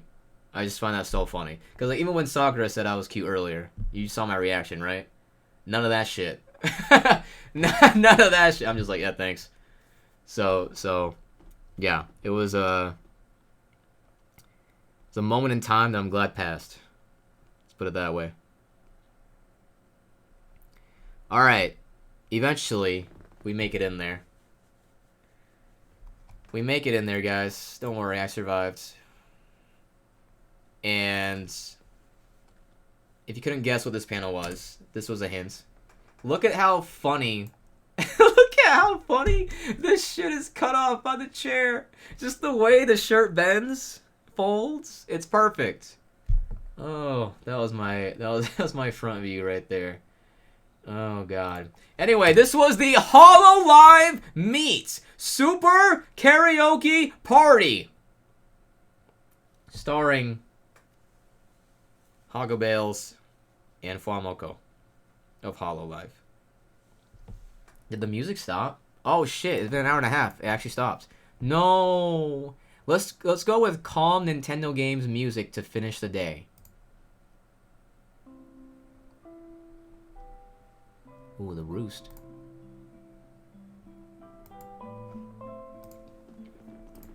So, let me preface this by saying, I'm like in this weird spot between a casual Hololive fan and a hardcore Hololive fan. Like, I mainly watch... Dog Nights! Oh, shit! Wait, hold on. Why do you know this, Dog? Dog Knight said he don't like K-pop, but then he knows the Hololivers? Crazy. I'll play your, how do I replay it? I guess I won't replay your resale, I'm sorry. I don't know how to do it. What happened? Wash streamer. Oh, I got you. I got you. So, nice to see you, by the way. Did you go to work today? I'm assuming you did. But, you know, it's a holiday, so hopefully you didn't. Anyway. Oh, you did. Oh, rip. Well, hopefully you're not that tired. I'm happy to see you, man. So, Hololive, I'm in the weird area between, like, casual and hardcore, where, like, I mainly watch through clips. Like, I don't really... this is about Twitch, too. Just in general with streaming. I don't really pay that much attention to streams. I'll have it in the background. Right? So, like, because of that, I'll be aware of certain things, but then there's, like... No, I know. But I'm just trying to give you some context. Because it's going to be important. That means that, like, I'm aware of, like, a lot of things, but there's also, like, many in-jokes that I don't know. Like, there's so many in-jokes that they probably do every stream that I'm just not aware of because I'm not actually paying attention. But I'll have it there, so I'll catch a few things, right? And, but I mainly consume through clips. That's the main bulk of my Hololive experience. If you don't know, by the way, these are VTubers. A VTuber is a streamer who uses like a 2D and then 3D model, and they stream games, they stream karaoke, they have other stuff with like idol industry stuff, singing and dancing and all that stuff. That's what a VTuber is. You watch random clips of all of them, and this guy doesn't even listen unless Seraphim is out here listening to Hololive. Come on, man. Ridiculous. Anyway. So yeah. Despite that, though, this was my most hyped event. This was the event out of anything else I wanted to go to. This event right here. And it's funny, too, because like, I think they had, like, not the same event, but they had Hololive people last year. I didn't go that time. Even though I had way more time, I just didn't go. But this time, I was like, you know, like I said at the beginning, I wanted to do, like, more things that I haven't done yet. And this was actually, they said this was the first time they were doing this event in America, which is pretty cool. I didn't know that ahead of time, but you know, that made it more worthwhile to go to. So yeah, this was still the most excited, like, by far. Like, I made, the way I scheduled everything, this was like the priority. Everything else I could have sacrificed, but I wanted to go to this event, despite not being like a true hardcore fan. Like, you know, like in idol songs, they'll have like the crowd cheering. I don't know that shit. I don't even know most of the songs. But this was still my most hyped event.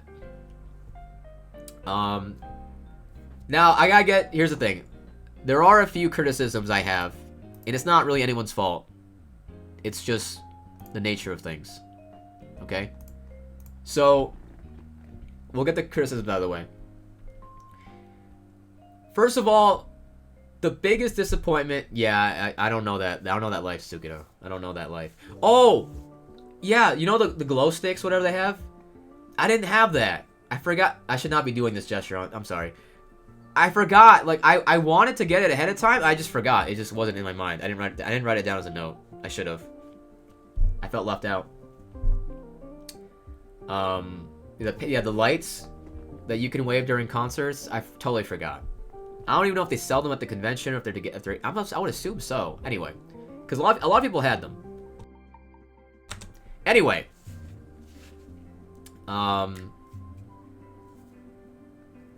this picture's a little misleading.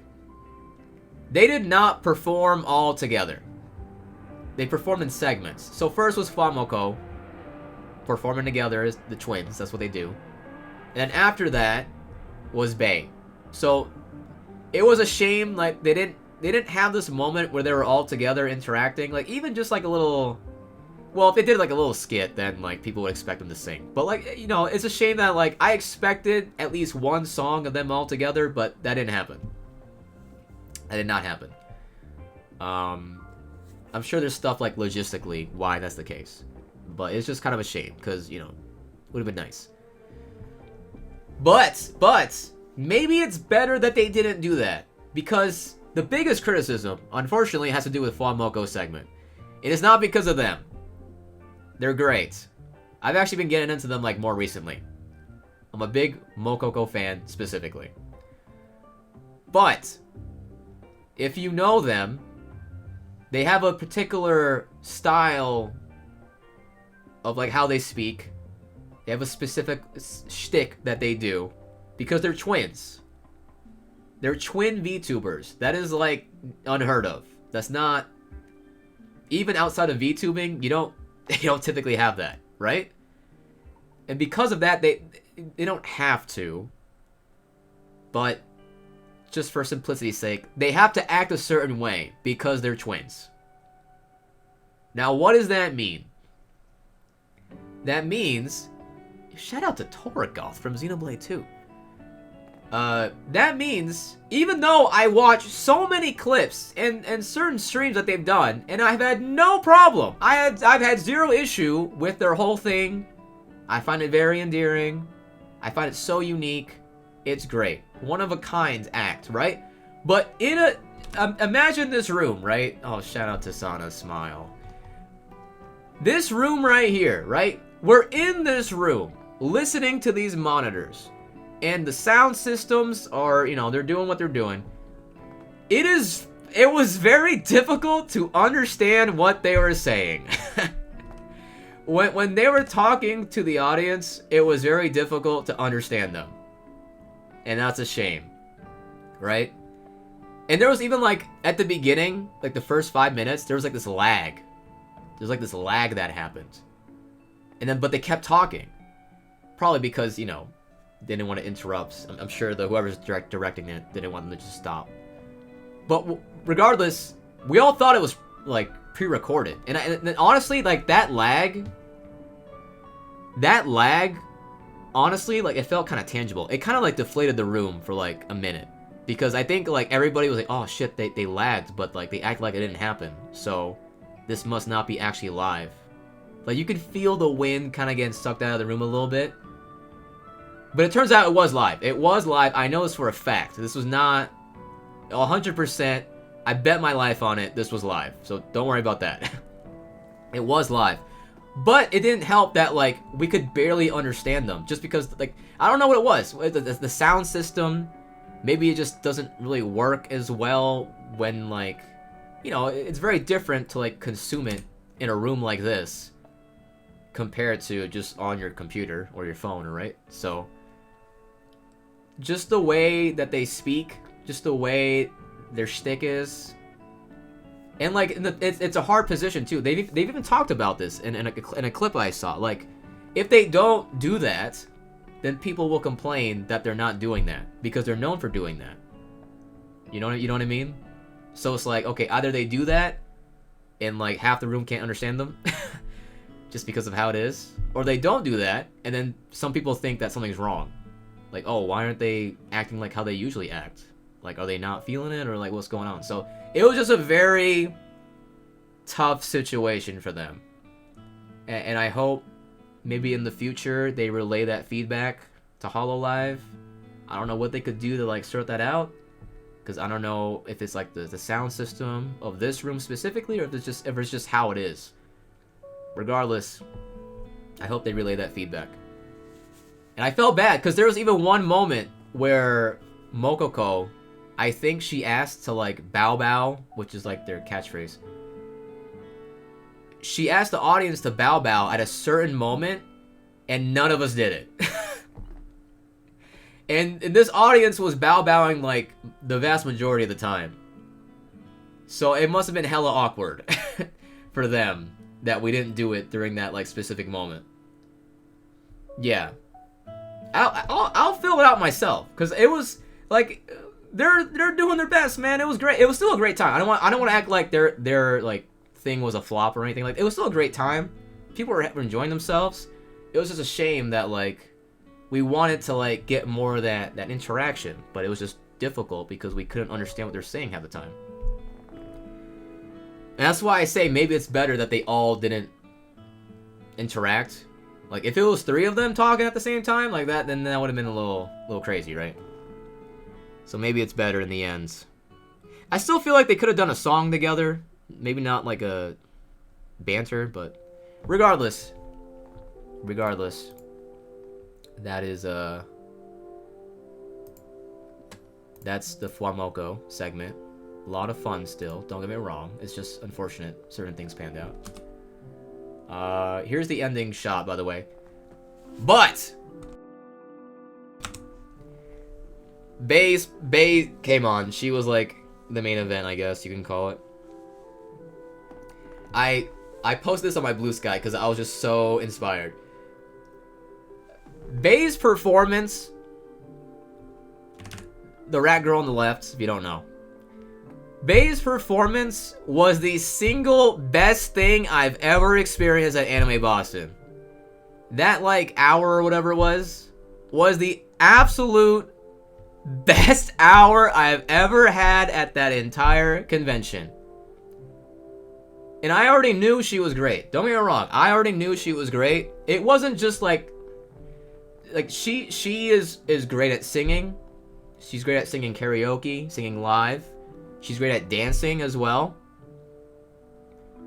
But like seeing it live was just another level. Like you just appreciate it just on a whole different level. Because the reason why I knew it was 100% live, I already figured after the Fuwamoco segment, but this there was no doubt because of the banter that she had with the audience. Like, there was no hesitance, there was no awkwardness, there was no, like, it was just completely natural. Like, her charisma level is out of this world. Like, her charisma stat is fucking maxed out. I honestly could not believe just how seamless. Like, it wasn't just the songs, it was the in-between segments. It was just complete seamless entertainment. It was like insane how well she just naturally connected with the audience. And like, she would directly reply to like some things the audience would say. That's how I knew it was live. But like, yeah, just like you have amazing live singing, You have amazing dancing. You have amazing banter between each song. It was fucking incredible. And the funniest part about it is that it started with things not looking too great because she trolled us. She trolled by doing the freaking banana song. What's it called? It's some children's song with a banana. I don't remember. I can't remember. I maybe have repressed it from my memory because it was such a troll. She like deliberately, like, that's the thing, like, she has the confidence to like deliberately troll the audience without any sort of like fear that she's gonna lose the audience. You know what I'm saying? Like, that is something. I just cannot praise the sheer charisma enough. It's an absolute superstar. Honestly. She was incredible. Just freaking incredible. Best thing ever done Anime Boston. By far. And I saw Lotus Juice live. Okay? I've seen other concerts at Anime Boston. But she, by a mile, was like firing on all cylinders. It was incredible. Like, worth the whole, it justified the whole weekend to me, seeing that. I cannot praise it enough. I cannot praise it enough. It was so good, I almost cried. There's this moment, again, I don't know most of the songs, whatever, but there was this moment I almost started crying. Because I was like, holy shit, this is just amazing. Oh man. Like, it was cool too, because like she did like a lot of like Hololive JP songs. To like, you know, shout out the senpais and all that. It was a nice mix with the selection. And it was hype too, because like the first non-troll song she did was it might have been the Neon Genesis song. And then the last song she did, the encore song, was the One Punch Man opening, the first opening. So like, it was a good mix of like, you know, her own songs, the Holo EN songs. She did Breaking Dimensions, one of the few songs I actually know. She did the JP songs. She did some anime songs. So it was just chef's kiss. I truly and wholeheartedly cannot say enough good things about that performance. Just amazing. Just amazing.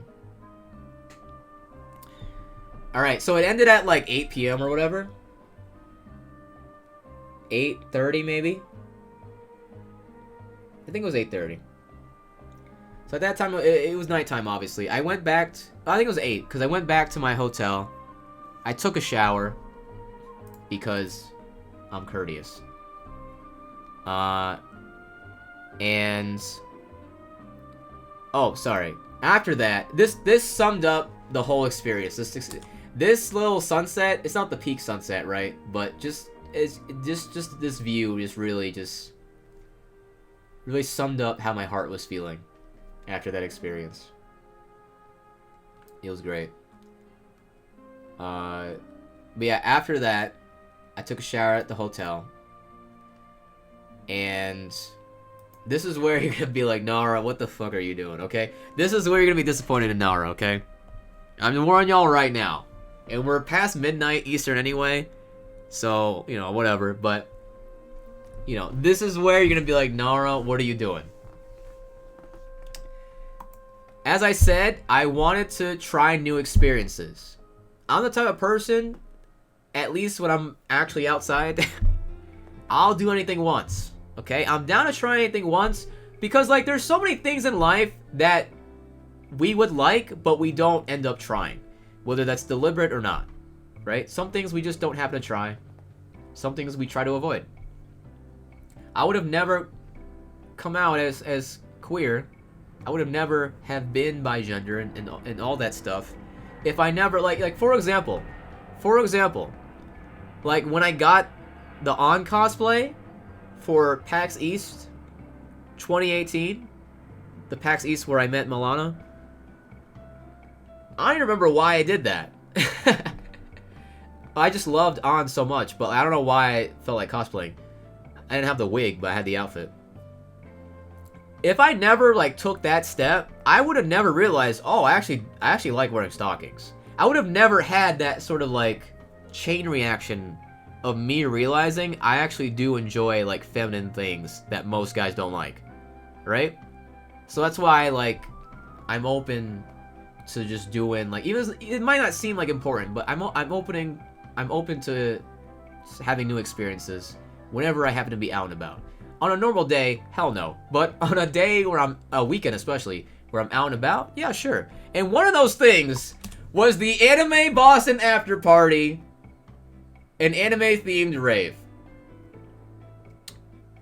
Now, I'm sure some of you already have your thoughts about this. Okay? So just let it sink in. Just let it sink in, the idea of an anime-themed rave. And let it sink in Nara going to one, okay? If you know Nara, just come up with that situation in your own minds. Okay? I'll give you a second. Alright. So yeah, I wanted to do, well, I was kind of like back and forth. The problem is that I didn't know, so I should say, they've had this event before, but this was the first time that it was like an official after party. Okay? It was because it was the first time it's official, I'm like, oh, okay, it's probably worth trying at least. But I was going back and forth because there's a few problems. First of all, there's no refunds.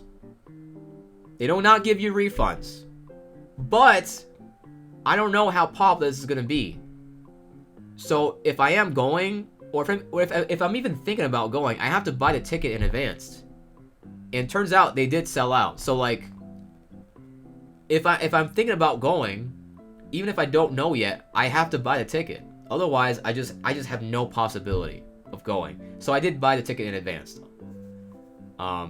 Even if I wasn't sure yet, I had to. Like I literally had to. And there's no refunds, which sucks, but whatever. So yeah, this was you can see on the bottom right, taking place at 9 p.m. all the way to 2 a.m. And at this point, it was like 8 to 8:30, right? I just took a shower, and I'm getting ready. I take a little longer to get ready than I expected. Similar to the morning, I take a little longer to get ready. I end up leaving my hotel room at 9:30. But I thought, you know what, it's fine because I don't have to be there at the beginning. It's whatever, right? But here's where, this is me, by the way. I have a little rave-like outfit. I've worn this outfit before, but it's a little scandalous. It's a little slutty, one might say, for Twitch. So there's a little raincoat. Here's where the problems come. This is where you're gonna be like, Nara, what happens? So you can see on the bottom, one of the weirdest things to me, and I kind of get it, but considering it's an official after party, it kind of rubbed me the wrong way. It's an official after party, but you have to take a train like 3 stops away to get there. If you walk, it's like a 20 to 30 minute walk. So even though it's an official after party, it's like farther away than most of the bars and party places nearby. And that already was like iffy to me because it's nighttime. Even if I don't stay the whole time, let's say I come back at 11. That's still late at night, right? For me to like travel all the way back is like a little ridiculous. But again, at this point, they got me. They got me. No refunds. I had to buy the ticket in advance. And so, because I already had the ticket, I'm like, well, I might as well go. You know what I'm saying? So even though I was still kind of iffy on it, I'm like, okay, I'll go. Just to see if I like it. If I don't like it, it's fine. Whatever. I don't feel that bad about wasting money or whatever. In this case. So, at least I'll know. Because they'll probably come back again next year, right? At least now I'll know.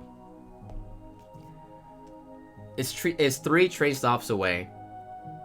I end up taking the wrong train.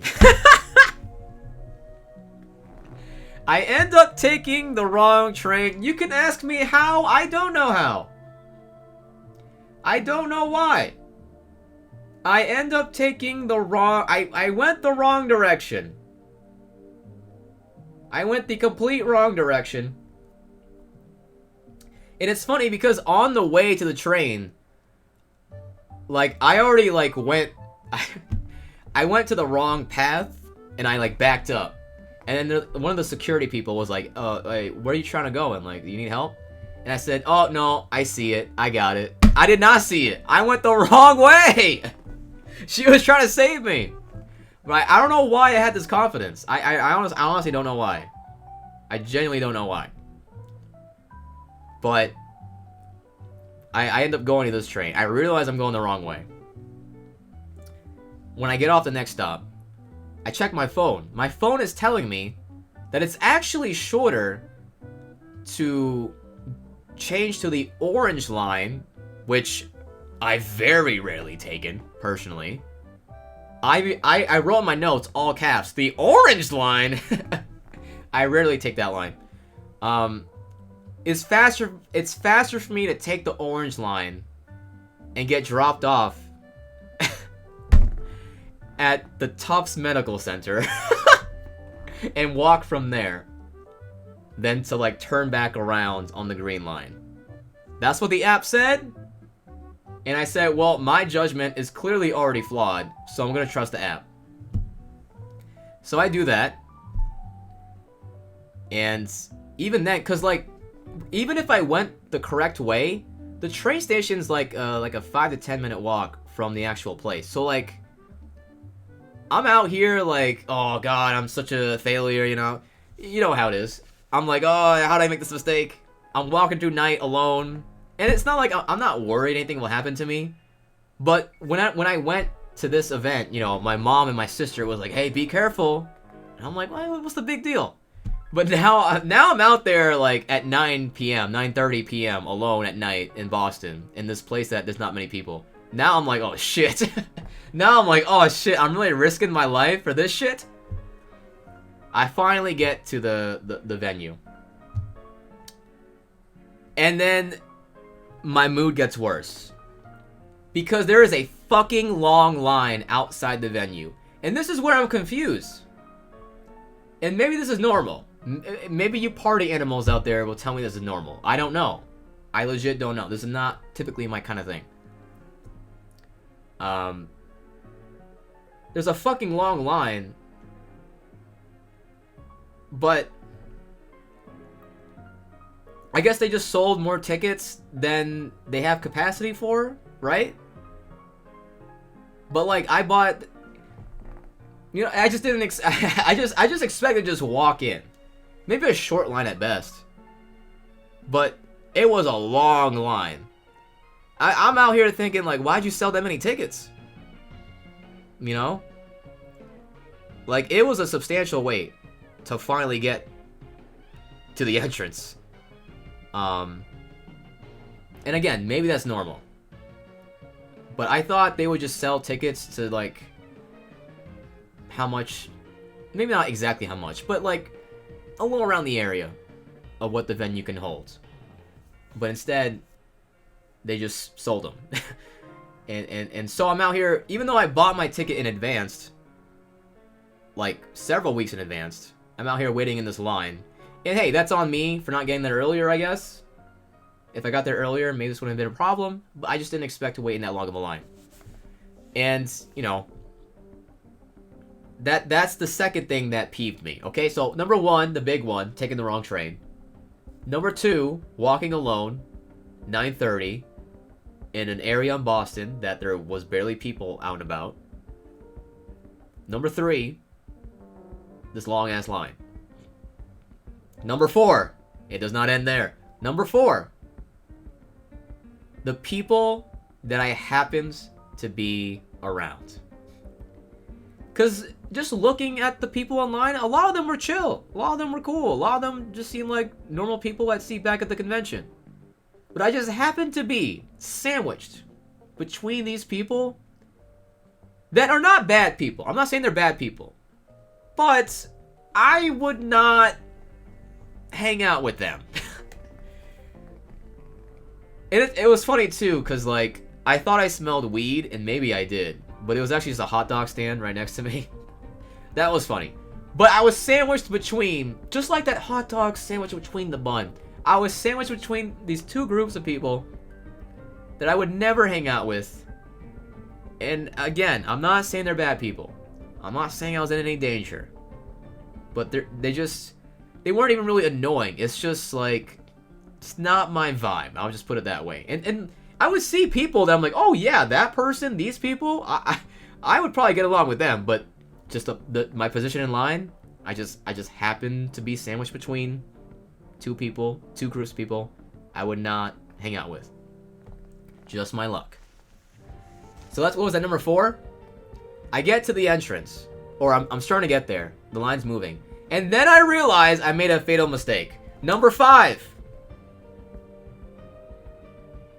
I had like my little pouch bag. What's that called? I had my Poland Spring water bottle in that pouch. Because it was just there the whole day. The venue does not allow water into... You can't bring anything into there, which makes sense. They don't want anything to happen. Especially with even like water, people can just put like substances in there. Makes sense. I just didn't think about that. And it's not like this Poland Spring water bottle is a big deal. I mean, you know, the brand itself I love. But like this bottle in particular is not a big deal. But again, it's just like adding on to like, oh god, I'm such an idiot, you know. It's just kind of like my mentality spiraling, basically. Right? And this is just how my mind works. This is me being vulnerable right now, okay? I'm being honest about myself. It's just like all these things. Like, none of these things in isolation are that bad. Even taking the wrong train is like whatever. But all of them in totality, right? Whether it's my fault or not, the fact that they happened back to back to back to back was like annoying to me. And then I get to the line, and this was the last straw. This was the last straw. It's not even bad. Again, this is not bad. I get why they do this. This is not bad. In any other context, I would not find this problematic. Some people will call me woke for calling this problematic. I'm not calling it problematic. It was just the last straw of this 6th line of things in a row that bothered me. They ordered us to line up between male and female. And for a moment, I didn't know what to do. But obviously, they wanted me to go male because that's what it says on my license. But at that point, I was like, I don't know, man. And then I ended up leaving. Which, that's just how I am. This is the most, like, Nara thing that could happen. When I have several things in a row go wrong, whether they're my fault or not, I'm out. I'm, like, tuned out of whatever situation. Like, even if I went in, there's still a chance I would have enjoyed myself. Don't get me wrong. There's still a chance I would have enjoyed myself. But, like, just how my mind works, like, I have to be, like, you know, open and be into it. But at that point, I was just checked out. Like, those 6 things happening in a row, in isolation, would have been fine. But the fact that they all happened back to back, I was just like, man, fuck this. I'd rather just be at the mall. You know, I'd rather just be back at the convention. And plus, walking there, I realized, oh shit, I thought there'd be more people out and about. Even if it's 9:30, I thought there'd be more people out and about. That means when I leave, yeah, there's these people coming from here, but when I leave, there won't be that many people. And it's going to be, at that point, like 11:30, midnight. And at that point, the trains are like a lot less. The trains stop at like 1, I think. So even just logistically, I was thinking like, it's not... The best way I would get home safely is through an Uber. And look, I might have paid for a hotel room just for myself, but I'm not paying for an Uber for myself. So I said, fuck it. I'd rather just, like, get home early. Just logistically it makes sense. But also, just all those things lining up. I was just not in a good mood. And if I do want to, like, give this an honest attempt, like, that was not the situation. If I had a friend there with me, I think I'd been fine. Just because I wouldn't have felt stupid alone. But, you know, just contextually, it just wasn't the vibe. So, I ended up leaving. Now, it doesn't end. You might have thought it was over. It does not end. It does not. This whole hour was a clusterfuck. It did not end. Okay? So, this time, instead of going back on the orange line, the nearest train station from here is the green line. Because, not the nearest. All I had to do was walk straight. Whereas the orange line, I have to, like, take all these turns, right? So, just like the easiest, I just go straight. Green line station. Ballston Station, if you know, shout out to any Boston people out there. I go there. And, see, it's such a clusterfuck, I'm already confused about what happens.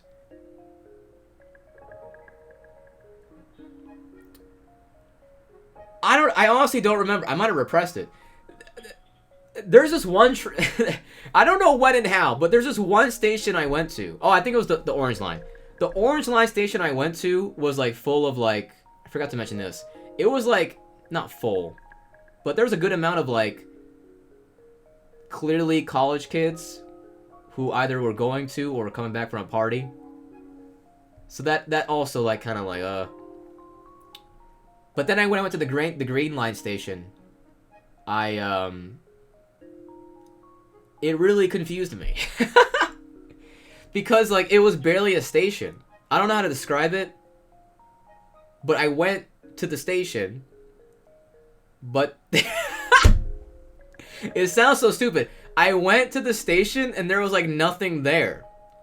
Like, this station, according to the map, I was supposed to be able to, like, go both directions. But, like, there was, like, nothing there. I don't even know how to describe it. There was just nothing there. But I would see on the other side of the train tracks, there was this other, like, platform. But there was no way for me to get there on this side. Right? And if you know how the train stations work, when you enter a platform, that's when you scan your thing. But if you leave, for any reason, even if you didn't take the train, you have to pay again. And it's not a big deal. It's only a few bucks. But still, it's like... I just felt confused. Like, I already committed to going to the platform, and then I realized, oh wait, there's nothing here. It looked like there would be more, just based on the angle, but no, there's nothing here. And this other platform, I don't know how to get to it. I look at the map doesn't tell me shit. The map's telling me to go to this station. But there's no feasible way for me to get to that platform. There's no feasible way for me to get to that platform. I go back outside just to see if I missed anything. At least in the immediate area, I couldn't see the entrance to the other platform. So, what I do? I took the wrong train again. I took the wrong train again. Because I took it to, Copley? I took it to Copley or Government Center. Because that one I knew for sure. It was easy to get to the other thing. Okay? So I took that train, the wrong direction. I get to Copley or Government. I think it's Copley. And then I'm already frazzled because I'm just having quite a night, right? So this 100,000% was my fault. I see this sign that says orange line. Go down this way. And then I say to myself, I'm not going back to the orange line. Yeah, I'm paying a lot of MBTA. I'm not going back to the orange line. And but I don't see any other route. I don't see any other, like, stairway. So I'm like, okay, maybe this is one of those stations where you have to go back outside. So I leave the platform. I step outside. Well, first of all, I leave the platform, and this, like, security guard person, like, waves to me. It was a friendly wave. But I just thought that was weird. Like, that never happens to me. I was like, oh, okay, what's up? What's up? I go outside. Once again, I can't see another entrance. And what I'm describing is, like, typical. I'm not saying, like, this is some extraordinary circumstance and it's the train station's fault. We just have to remember I was in a very, like, just bad mindset, right? Very frazzled. So at this point, I'm just like, oh my god. Did I just really, like, do I have to pay again? So I go back down. I asked the security guard who said hi to me. I was like, hey, I'm trying to go back this way, not this way. Can you, like, point me in the right direction? And they're like, oh yeah, those stairs right there. The same stairs that I said, oh, not that stairs. That stairs right there. And to be fair to me, the sign did just say, it did not say green line. It said orange line. So, in all fairness, if you were new to the area, you would also get confused. I am not new to the area, but I'm just saying, if you were new to the area, you would get confused. Okay? So, I'm like, oh, okay, of course. So, he's like, oh yeah, just scan this thing, it's fine, you can just go. And I'm like, oh no. My Charlie card had expired. So I was just buying these new tickets every time. I was just buying these new tickets every time, right? Which just made things way more complicated than they needed to be. I did not expect to be taking this many trips, okay? So I'm just buying new tickets every time. So I'm like, oh no, see, this ticket that I just got, it expired because I just used the 2 trips. So now I have to, like, go. And then this guy, bless his heart, he just says, no. I waved hi to you. I saw you go out and then come back in. So I can just use my thing and just let you go for free. It's fine. Like, I saw you. And I know that's very simple, chat. I'm getting emotional just talking about it. I know it's very simple. Very, like, low IQ, nice thing to do. Like, bottom of the barrel, the absolute minimum nice thing you could do to someone, right? But that shit, like, lifted back my morale. It just goes to show how even, like, the simplest of kindness, like, makes a difference. And I know that sounds corny, but I truly believe that. Because, like, him being nice to me, just, like... Cause I was like just about to pay, like, real quick. I was completely open to it, but he was just like, no, what are you talking about? So, you know, just the simplest kindness just lifted me back up. Unfortunately, I went back down because the next train was delayed 20 minutes. And that made me feel better about my decision to leave, though. Because if this train was delayed 20 minutes, like, how's it gonna be at fucking midnight, you know? So, yeah, I waited there for 20 minutes. It wasn't bad or anything. And there's a picture of me wallowing in my decisions. My decisions, my judgments, my lack of fortitude. But yeah, we took a lot of L's in that entire sequence of events. Some of you might have been facepalming in the process. And in my notes, I wrote down, it's insane how this cost me 45 minutes to 1 hour of my life. Just this one mistake. Just the one mistake of, like, trying to go, honestly.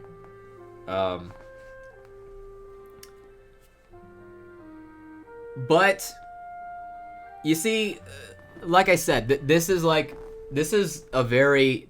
genuinely, like, raw depiction of who I am as a person.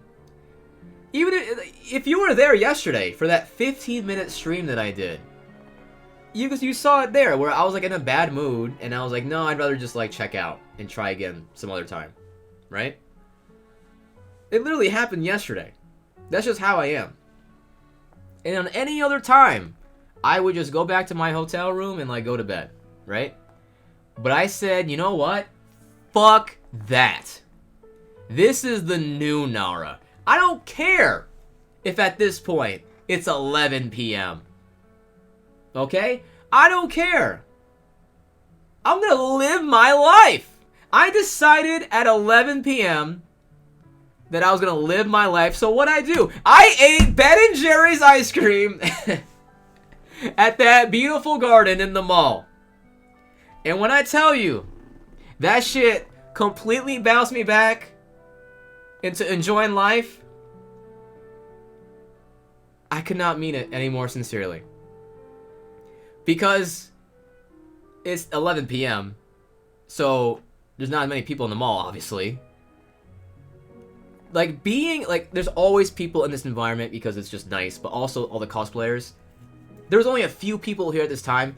I'm telling you right now, like, first of all, not only Ben & Jerry's, but Shake Shack was also still open. Like, Shake Shack, even though I just roasted them earlier, MVPs, honestly. Like, everyone who works there at that weekend, amazing. But yeah, this was honestly, like, I know it sounds like I'm exaggerating, but it's such a, like, tranquil, almost zen-like experience. Like, being in this scenery right here, I know I didn't get a good shot of it, but being in this experience, it's just, I'm very open about, I just love a good late night vibe. Why do you think it's still, like, almost 1 a.m. and I'm still yapping away like it's 6 p.m. I love a good late night vibe. Because this is one thing I'm very passionate about, which maybe that's a hyper. I don't know about passion. I just believe in it. I think the best time to go to Anime Boston, and probably any anime convention, is the evening or night. I don't mean that. When I say that, I don't mean that as in going to any convention. Like, if this is your first convention, obviously go there in the morning or afternoon. Because that way, you know, you're not having to wait that long to get in. You can go to the dealer's room in the artist alley without having to, like, fear anything being sold out. You know, you're getting your, like, atypical kind of generic convention experience, right? But if you want to actually experience a convention, like, sincerely, not just, oh, go there, try it out, like, actually try it, evening and night is the absolute best time. Part of that is just the panels, like the concert, that was during the evening, right? The best events are at the evening. But also just the vibes, because during the day, all the normies are there, and that's fine. Nothing wrong with normies. Nothing wrong with first-time convention goers. But when it's the evening and night, and there's still people around, what does that mean? That means that those people actually want to be there. Those are the people who, like, are actually passionate about being at this convention. Because everyone else, you know, they're going home, they're getting dinner, they're going to a party or a rave. But the people who are still there, like, it's still, like, a good amount of people. It's not like a ghost town. But it's not so much. It's not overbearing. And the people who are there, you know, like, they actually, like, give a shit. They actually, like, you know, they're people that you can go up to and talk to if you want. I didn't. But if you want to, you could just do that, and you have to, like, it's just chill, right? It's just a chill vibe. And especially the mall. I don't know if this mall, honestly, I don't know if this mall is always open late night. Probably not. I mean, most of the shops are closed, but, like, the area you can walk through, right? It's so chill. It's so fucking chill. I wish I captured the moment better. I mean, you know, curse me for enjoying the moment, right? But, like, it was such a chill vibe. Like, you don't know how chill it is to be in, like, an almost empty mall. The few people who are there are people you vibe with. And this mall has this beautiful scenery, and you're eating Ben & Jerry's milk and cookies ice cream. Like, just picture that scenario. It was amazing. In hindsight, in retrospect, I wish I just sat there for like an hour. Just chilling. I'm not even kidding. It was such a, it was great. It was great. I even took a maskless picture. Okay? That's how chill it was. I loved it.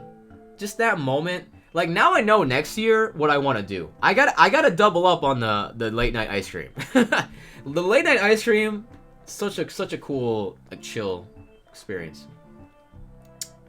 And just getting to be in this garden, getting to be in this garden with so few people, it feels like so zen. But, you know, of course, there has to be some awkwardness. While I was getting the ice cream, this one was not my fault. Trust me. While I was paying, this girl who had just paid, and now she's going away. She's like, oh, sorry, I want to get some napkins. And of course, my ice cream, it just happened to be placed. I put it there by accident. It was placed right in front of the napkins. So it almost got knocked off. So I took it, and then she starts taking... This honestly brought me back to Earth. This told me it's not just you, Nara. You might be a disaster, but it's not just you. You know when you... hold on. Let me try to see if I can find a picture.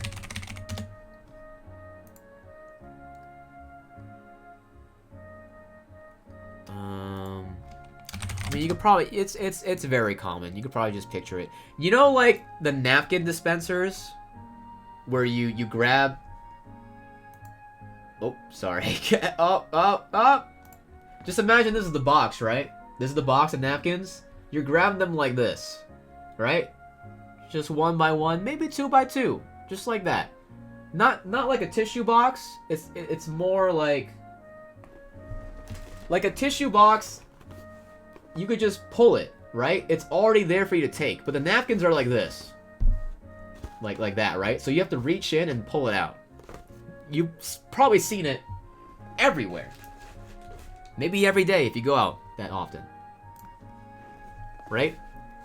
She pulls it, but what happens? This has all happened to us at least once. Once a year. She pulls it, and the napkins tear. They don't pull out, they tear. And she's like, oh, sorry. She tries again. Tears again. Oh my god. Tries again. Tears again. It was like 5 tries, and 5 times in a row it just tore. And then she just gave up and walked away.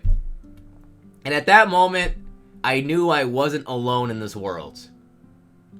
So really everything about this Ben & Jerry's experience. And this is the first time, too, I've gotten Ben & Jerry's. I don't know why I didn't get it before. I don't know why. But late night ice cream, add that to my list of, like, have to do. Don't worry, guys. Saturday's almost over. I know it's been a long time. Saturday's almost over. Alright. There's one more thing that I did, at least substantial. And this one, you're gonna be like, Nara, what are you doing? This is another moment. I'm gonna just reveal it to you right here. HAMV. What do you think that means? You probably already know. Hentai AMV. So, this has always been an event I've been curious about. Because it's really popular, despite the fact that it's midnight to 2 a.m. Okay? And I'm like, damn, y'all are going to this late night panel? Like, I know hentai and stuff, but like, that's kind of crazy. So, since I'm already back, and I'm not going to stay there the whole time. I had no intentions of being there the whole time. I just want to check it out. And, I will say, despite what you might think this is some sort of cringe shit, which in some ways it is, but it's like, it's very cheeky. Like, the people doing the panel, I mean, this is a yearly thing. This is the tradition. They're very self-aware. Like, the humor is, like, expected, but it's also, like, I don't know. You don't get the vibe of, like, oh, it's, like, cringe. It's more sincere than you might think. In terms of the actual content, I've got to say, there's that prison anime with the girl with the white hair, and she's well endowed, and she has glasses, she has a mole. You've probably seen that woman, just in a fan art or whatever. I never knew what that show was about. I knew it had to do with the prison. I've never seen clips of it. I don't even know what it's called still. I saw an AMV of just that show, just basically the whole plot of it, and I was just, I was shocked. Because I've seen fan art of her before. I don't have a picture of her. I should have gotten a picture just to make it clear who I'm talking about. I've seen fan art of her before, but it like when the show is like way more ridiculous and fan servicey than the fan art, you know it's crazy. So that's one thing I learned from this hentai AMV showcase. But this has another rant. I'm going on another rant. I'm sorry. I know it's late. Alright, so it's just another case of being in the wrong place at the wrong time. The place I was sitting at, like 2 rows ahead of me, there was this guy wearing all just like head, chest, legs, all Ahegao clothing. And now look, if there is one time to do that, this is the one time. Okay? The hentai panel, the hentai showcase, yeah, that's the one time you do it. But then, what I assumed to be his friends, because they did talk a little bit, his 2 friends come in. And this is... And right when I looked at them, and again, you might be saying, oh, you're being too judgmental, but I ended up being right, so whatever. Right when I looked at them, I knew this would be a problem. They just gave off such dude bro energy. And that's not the energy, I'm not asking for dude bro energy at a late night hentai panel. I'm not asking for dude bro energy anywhere in the convention, at that. They come in, the 3 of them, they're all sitting together, and both of them were like being like one of them. So they have a warning before the panel properly starts. They're like, hey, you know, make sure you don't record. We don't allow video recording during certain panels. This is one of them. One of them decides to pull up their phone and start recording during that very moment because it's just so hilarious. Like, I think that moment right there perfectly exemplifies who these people are. Okay? Don't be this type of person. Like, that type of humor, that type of, like, edgy, of, like, oh my god, look at me do this, aren't I crazy? Isn't this so funny? Like, that type of, like, that's who these 2 people are, okay? So, before you come at me for judging people based on appearances or whatever, like, no, like, it was very obvious that's who these people are. And, of course, they happen to be 2 rows ahead of me. But that guy who did the phone thing, he was actually the less bad one. His friends kept fucking yelling. His friends kept yelling, like, just nonsense. Again, just like edgy humor. Just stupid. I don't want to repeat anything of what he said, because, like, they're not funny. But just, like, random nonsense. He would just yell out loud in response to, like, a video or, like, something the host says. And he just kept fucking yelling. And look, I got no problem with people being excited. But, like, he clearly was just trying to make people laugh.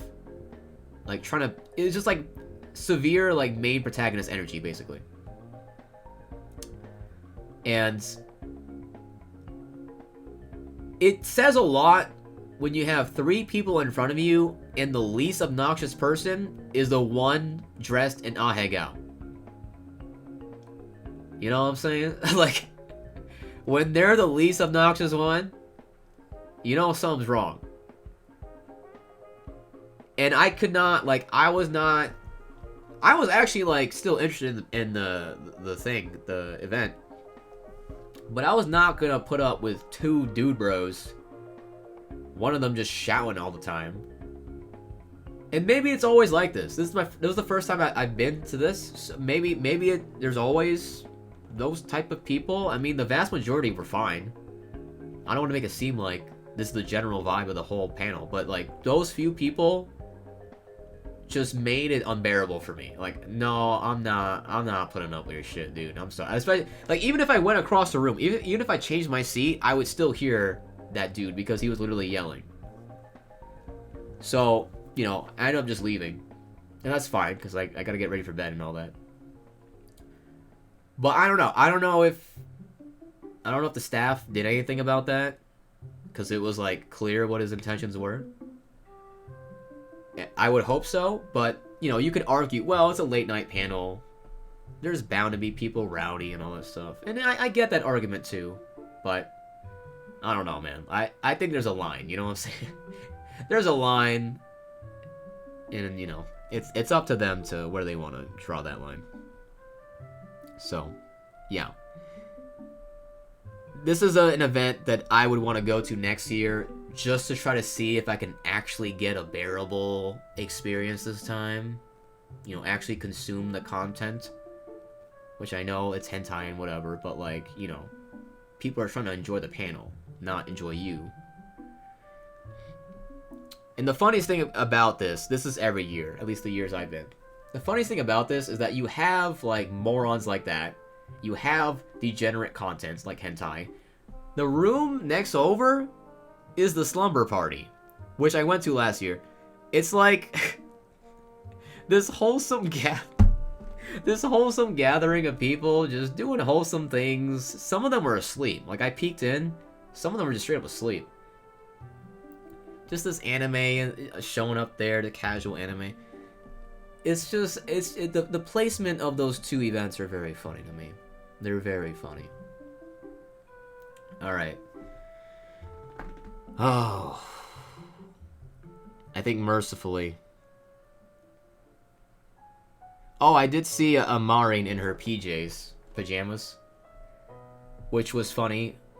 She was too far away for me to, like, say hi, but it was funny because, like, I was still wearing my rave outfit, so just the juxtaposition of, like, Marin going to bed and then Marin being a slut, you know, it was just funny.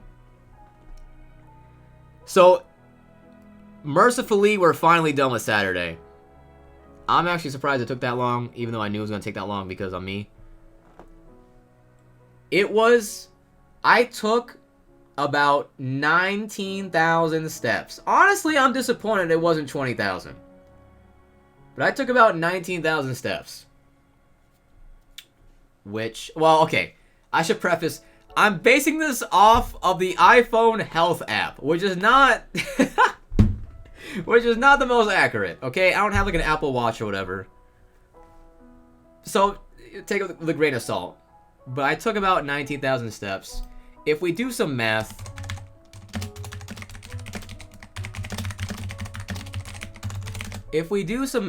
that is 9 miles. So, yeah. My legs were hurting. So okay, we could finally go to Sunday. Oh my god, Jesus Christ.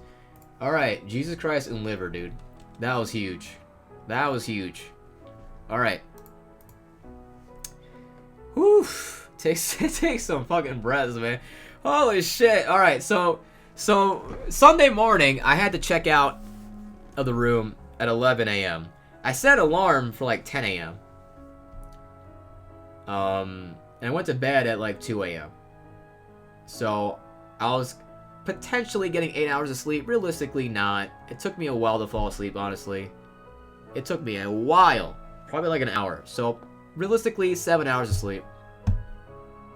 Instead, what happened is I woke up at 7:30 a.m. for some reason. Woke up 5.5 hours later. And my legs, the first thought that crossed my mind when I woke up was my legs hurt. The second thought was, why did I wake up this early? And at that point, because I felt pretty awake, so I was like, alright, whatever, I'll just go to the convention, and that's fine. I still checked out of the room. I wasn't gonna come back, and that's a shame, because I'm gonna miss the shower. I'm gonna miss the bathroom lights.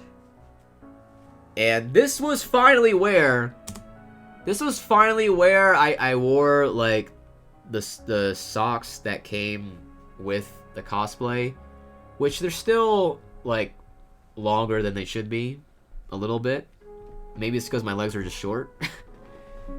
I mean, they're still a little longer, but I was actually surprised by how much I enjoyed them, because I typically prefer thigh highs, but I'm like, you know what? it was kind of nice. It was kind of nice. And honestly, after that terrible night, not terrible when we got the ice cream, but, you know, the whole train thing. After that terrible night, I felt like not just the ice cream. That was step one. Step two was leaving the room. Because I left the room, and my room was at the end of a hall, right?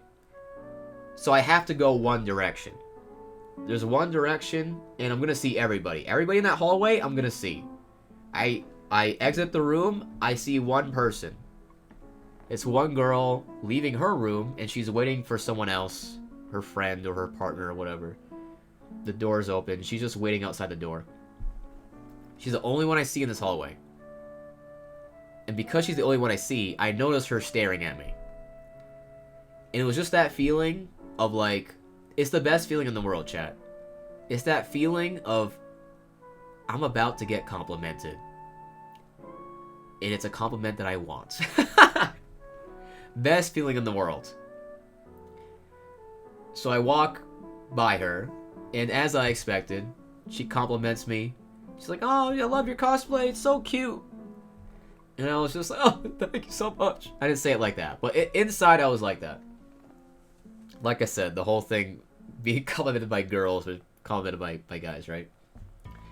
And honestly, chat, let's be real. Let's be real. How could you blame her? Look at how I was fucking serving that morning. Come on.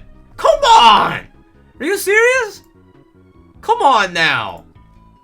Hell fucking yeah, I look cute. You serious? I was eating that shit. I was going in. Now you might have noticed I'm wearing the same cosplay.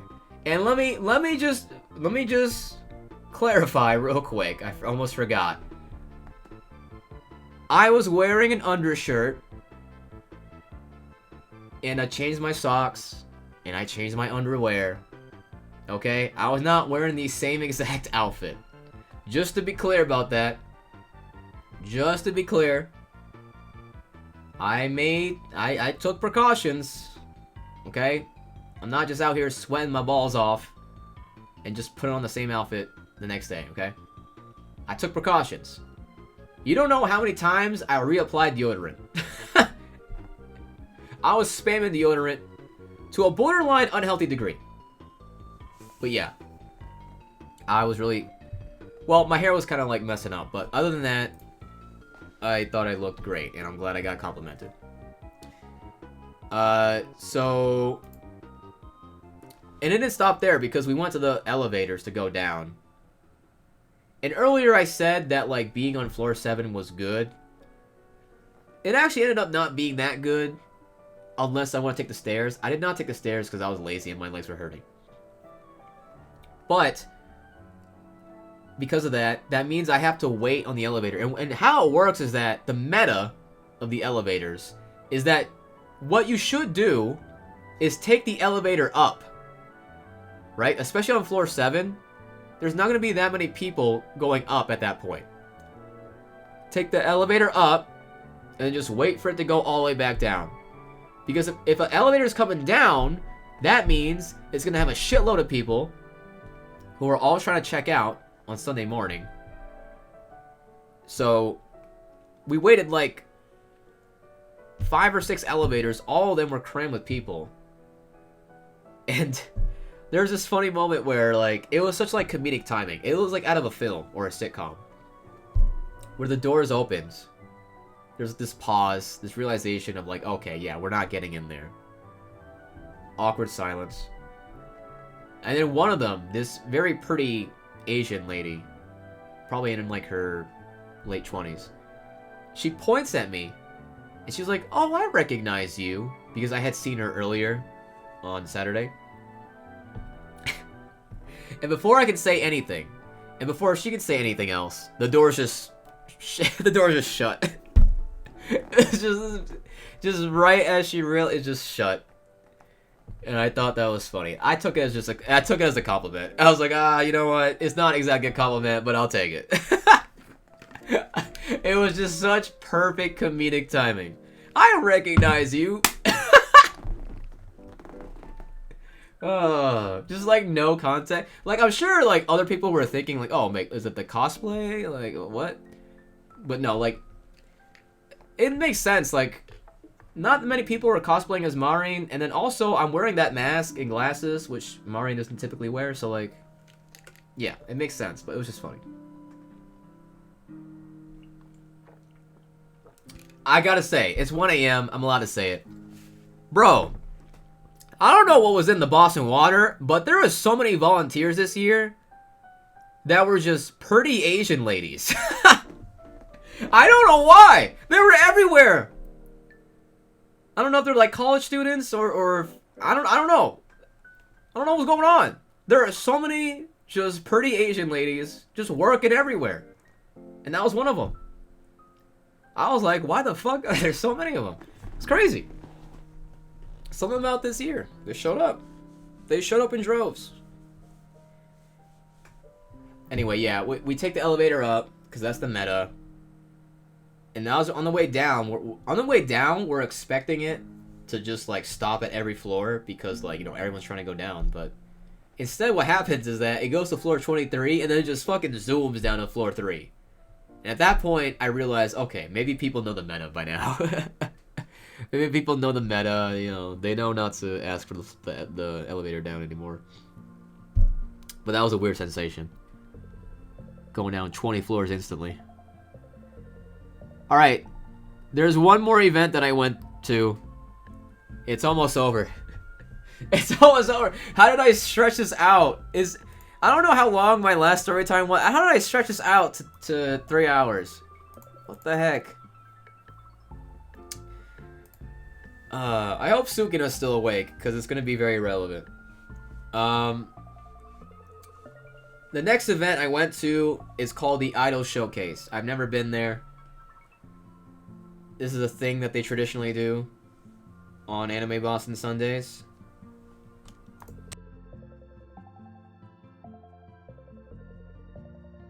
Sorry, I was coughing. So I was like, hey, you know, I'm actually awake and I'm moving about, so I'll check it out. And I have a couple videos of it. Not of everything, of course. This lasted like 2 hours. But what was cool is that they gave everybody this little like glow stick, which was very kind and added to it. But it was just funny comparing this to the actual pen lights like most people had. I was just waving my little glow stick like, yeah. It was funny. And this one you can't change colors unlike the pen lights, so just a little dinky light stick.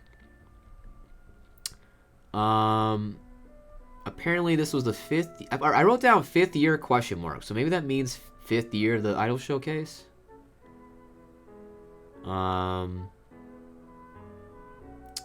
So when I went into this, I thought by Idol Showcase, I thought they meant like J-pop or even K-pop. But what they actually meant was like, you know, like the Idol games or Idol anime, like Love Live, or like I can't even remember, Ensemble or Ensemble, stuff like that. Broshi plays a few of the rhythm games too. That's what the songs were, right? And it would be people in cosplay. Also Vocaloid, a lot of Vocaloid. People would be in cosplay and then they would have a choreography to the song. That's what this was. Which wasn't disappointing, it was just different from what I thought it would be. Long line for this one. Not surprised. I mean, this was, I don't want to call it the main event of Sunday, but close to it. Probably the biggest event.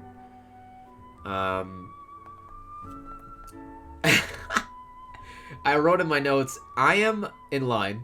I am behind a cute Haruhi, as in Haruhi Suzumiya. The first anime I watched when I realized what anime was. So it's very important to me. I am behind a cute Haruhi, but her energy is massive. She was so excited. not just for the idol showcase, but like talking to her friends. I'm like, okay, I would love to like take a picture, but like I don't have the social energy right now. She was great though. She was great.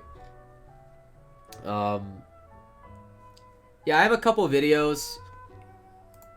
They're just short little things. I'm not gonna play all of them because we've taken too long. But let me pause the playlist music real quick. Let's see, just to give you an idea. This was just a stage. This is the view I had. There's a monitor on the right that I'm gonna be referring to. Oh shit! Is that too loud? I don't know.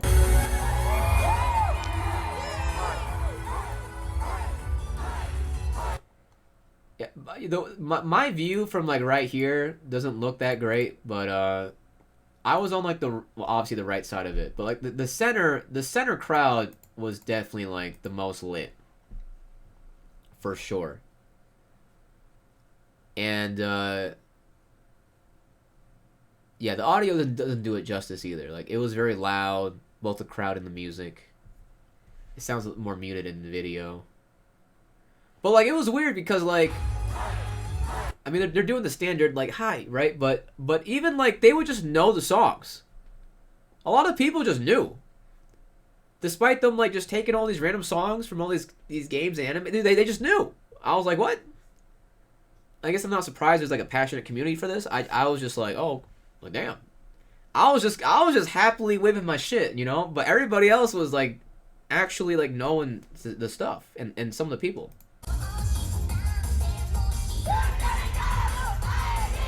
See? They just know. They just know. Why is it so zoomed in? Oh, there it is. They just knew. I was not in the know. I was not in the know, man.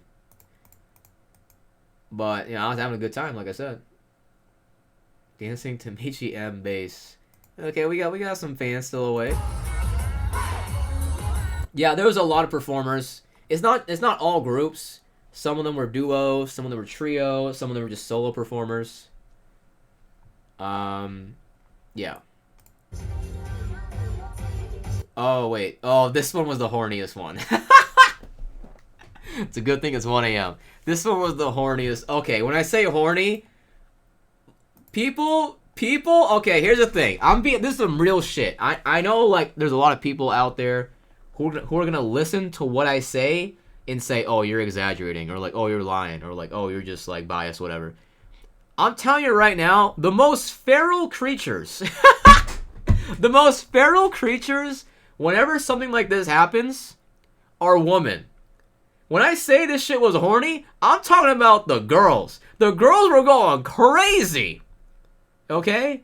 I don't know if this clip particular captures it well, but like the girls were just they were just having a blast this whole performance. But specifically like during this song, during this dance, let's just see if I can. No, it's the norm. I know. I know this, but I'm just saying that like a lot of people won't believe me when I say that.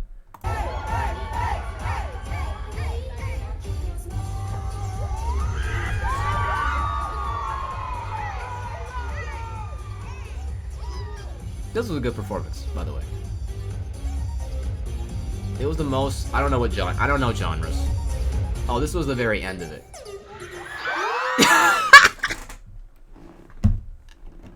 You just go crazy for that kiss. But I don't know if I get it in one of the videos, but... I don't know if I get it in one of the videos, but like... There was this girl to my left... I think it was the Haruhi. The girl to my left, and there was a girl behind me.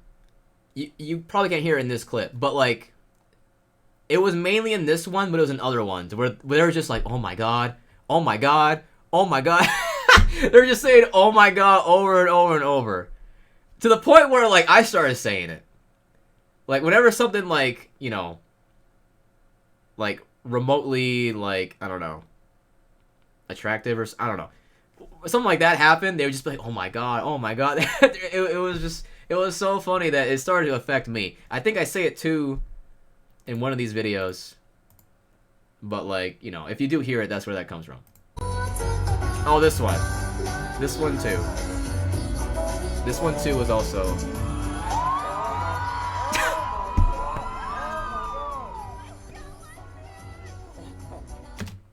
I caught the bug. I caught the oh my god bug right there. And then that girl, if you didn't hear her, she says, "Let's go, lesbians!" I'm telling you. This is a very, like, you know, positivity for women and lesbians and queers, and just they're loving it. They're loving it. Same thing with the Queen Bee concert last year. It's a similar vibe. It was great. It was great. A lot of passionate people, especially the girls. Because it was funny, like, I would look around. The guys were enjoying it too, but, like, they were more chill about it. But, like, the girls were like, oh my god! It was funny.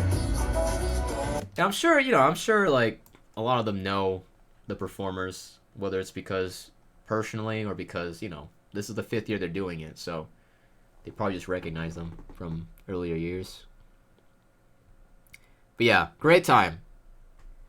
Probably my second favorite event that I went to. The Hololive, by far and away, first place. Probably the second best one.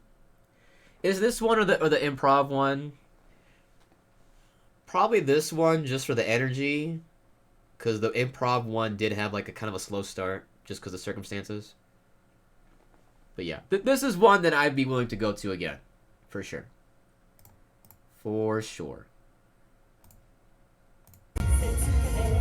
Oh yeah, I took this. I showed this video because I wanted to prove that it's not just girls. And it's not just like big groups. Just like that last one. There's a lot of duos as well.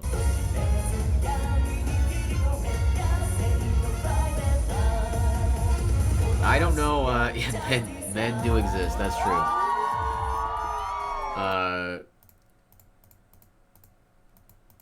What was I gonna say?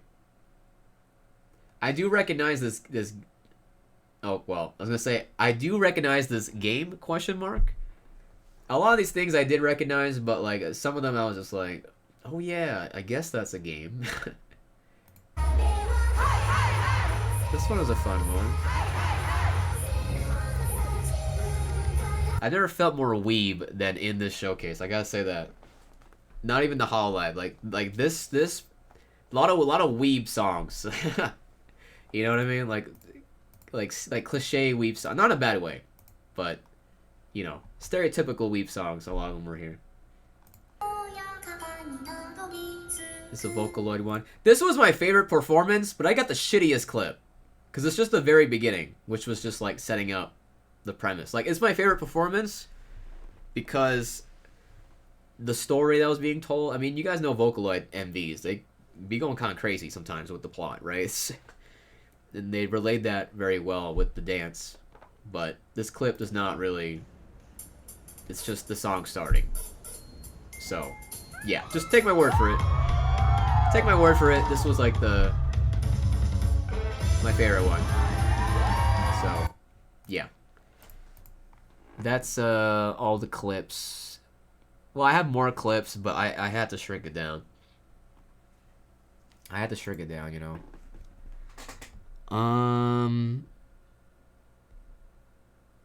Let's see.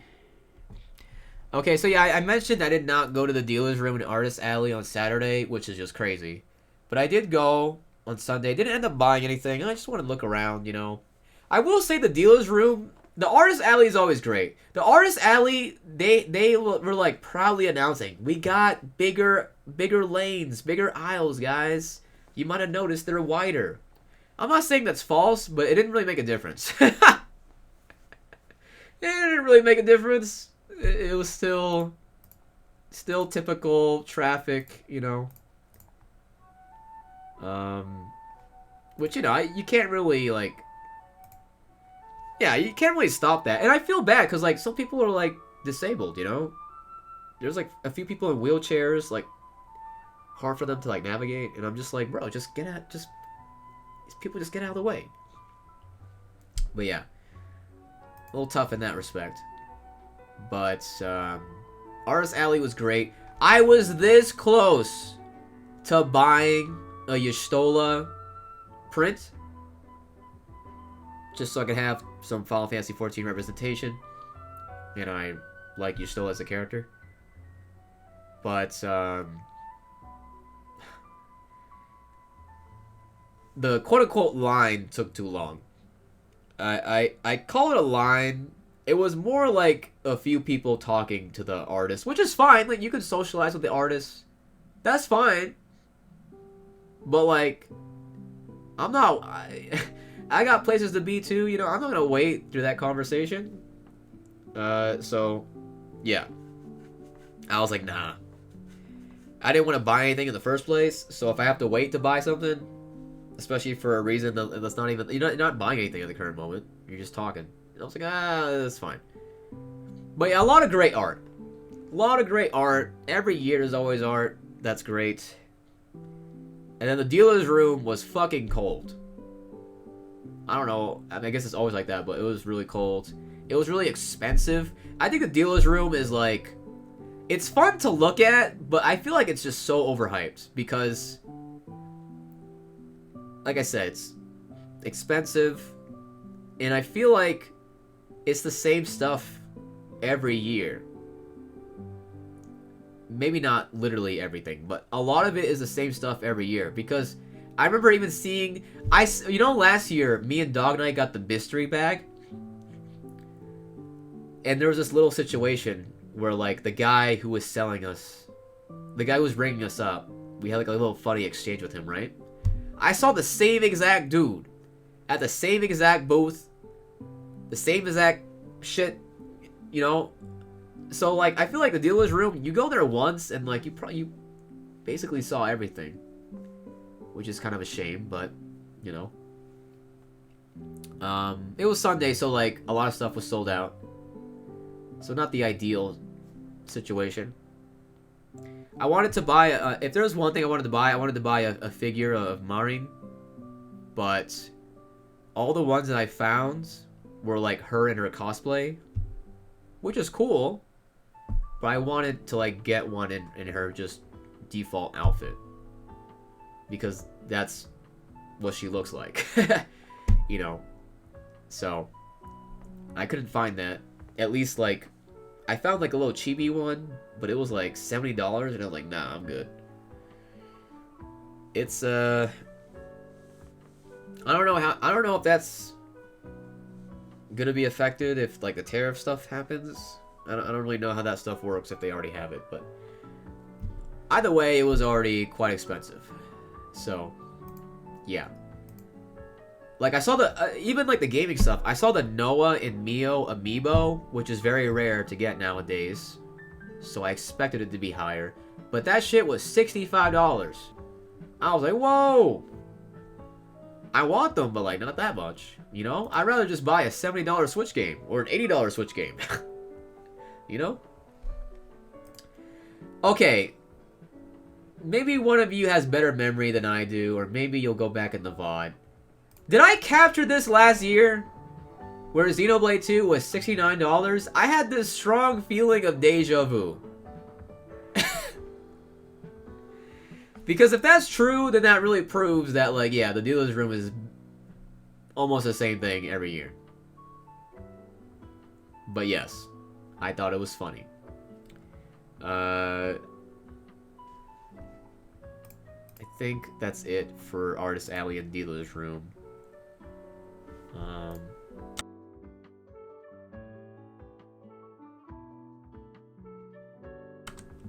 Can I get a picture? Let me see. I also just, you know, I did the rotation of, like, went to the karaoke, went to the arcade. This was when Miku was, like, a lot more popular. Project Diva was a lot more popular. The arcade was stacked, honestly. The arcade was stacked. Karaoke was also stacked. And that was the one time, chat. The one time. We got one. The one time somebody asked me to take a picture. The one time it happened. It was like one of those guys who, like, you know on the third floor, that's where, like, the cosplay central, where, like, you have the photographers and they're, like, taking, like, the professional pictures. This guy didn't take, like a professional picture with, like, a background with me because we were in the karaoke room. I was just there to enjoy karaoke. So it was more like a quick thing. But, you know, same vibe of, like, you have the photographers and they're like, oh, can I get a picture of your cosplay, you know? So I don't know if I'm posted anywhere, but that was cool. That was very cool. I did not expect it. I had my, like, my coat on, you know, wrapped around my waist. And I was like, hey, do you want me to take off this coat and also this bag? And he, like, thought about it for, like, a few seconds. And he's like, nah, you're fine. He didn't want to inconvenience me, which I appreciate.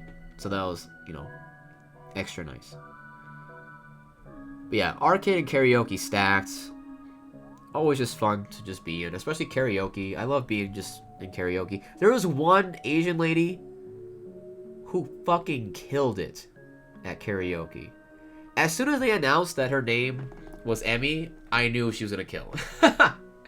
I'm like, oh shit, this Asian lady named Emmy about to do this Japanese song, she'd probably be killing it if she did. So shout out to her.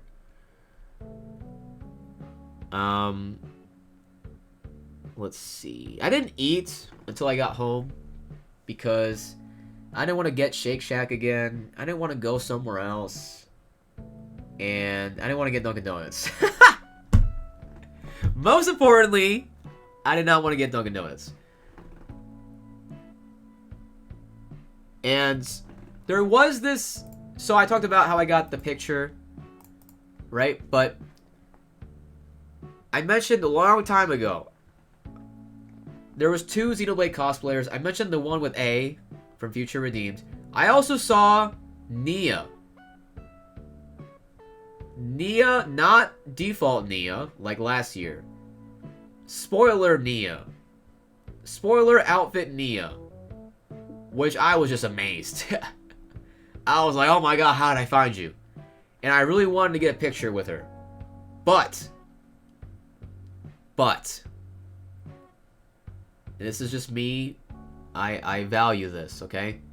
She was about to eat with her friends. To me, just my opinion, I don't want to be that fan or that person who comes in and interrupts your nice meal with your friends. That's not me. Maybe if you ask her, she would have been like, oh yeah, I wouldn't have minded. Like, even if she doesn't mind, I mind. Because I just don't... To me, that's impolite. Especially, like, that shit happens all the time to celebrities, you know? I'm not saying she's a celebrity, but, like, similar vibe. I'm not trying to, like... When they're eating with their friends, they're just trying to eat with their friends. You know? So... Unfortunately, timing-wise... I didn't see her anywhere else. So, timing-wise... Was not able to get a picture. But... I'd rather not have a picture than risk being impolite. So, yeah.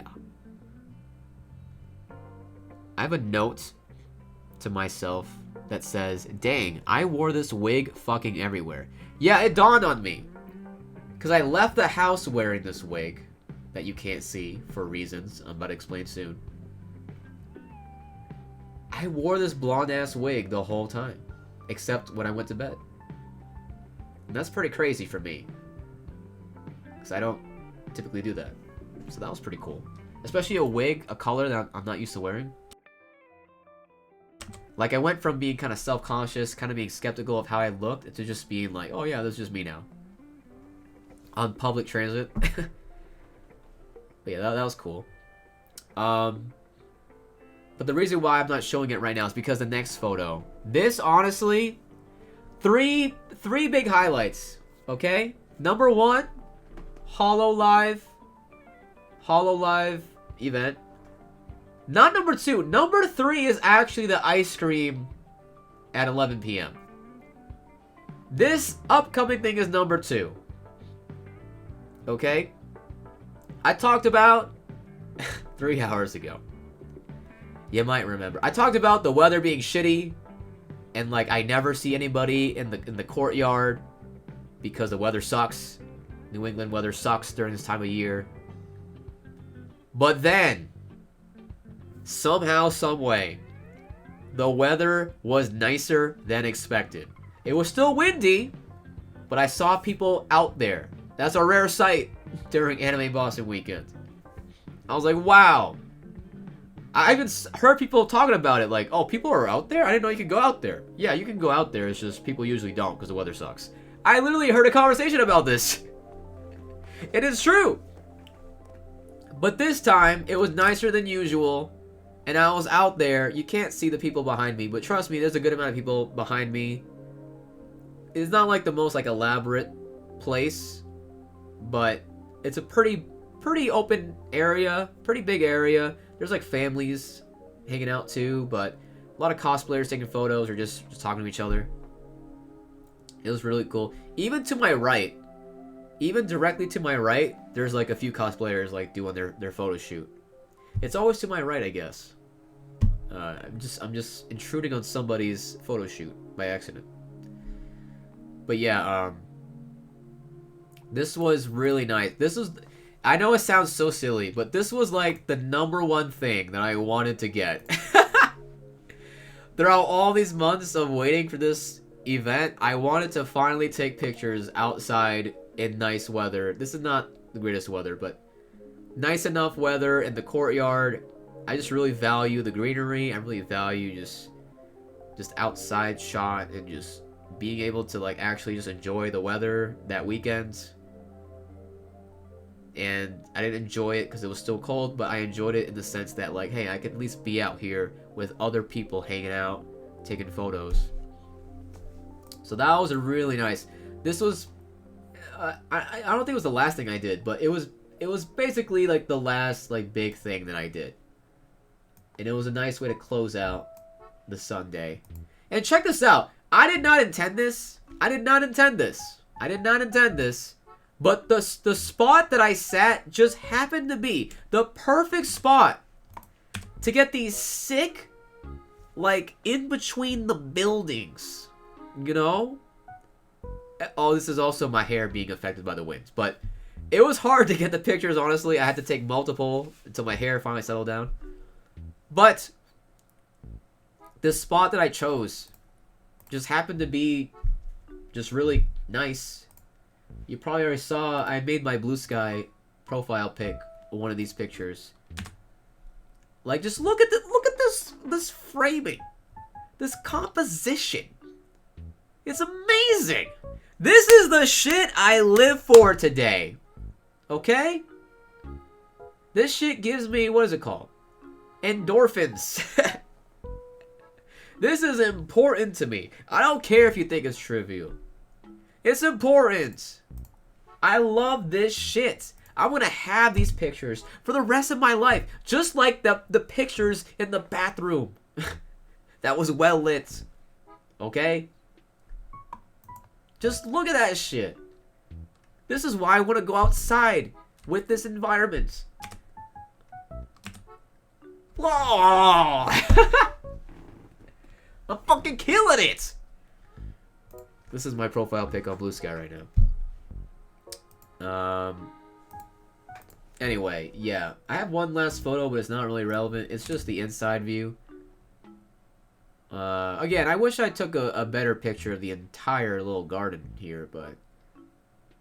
yeah, it gives you a little bit of a better view of the outside, of how big it is and stuff. But, you know, it's just a little glimpse. But yeah. Oh, man. Finally, I go home. So we can end this shit. I finally go home. The train is stacked as fuck. Let's go to this shot because I like it better. Train is stacked as fuck. Not that surprising. It was like 3 p.m. or 4 p.m.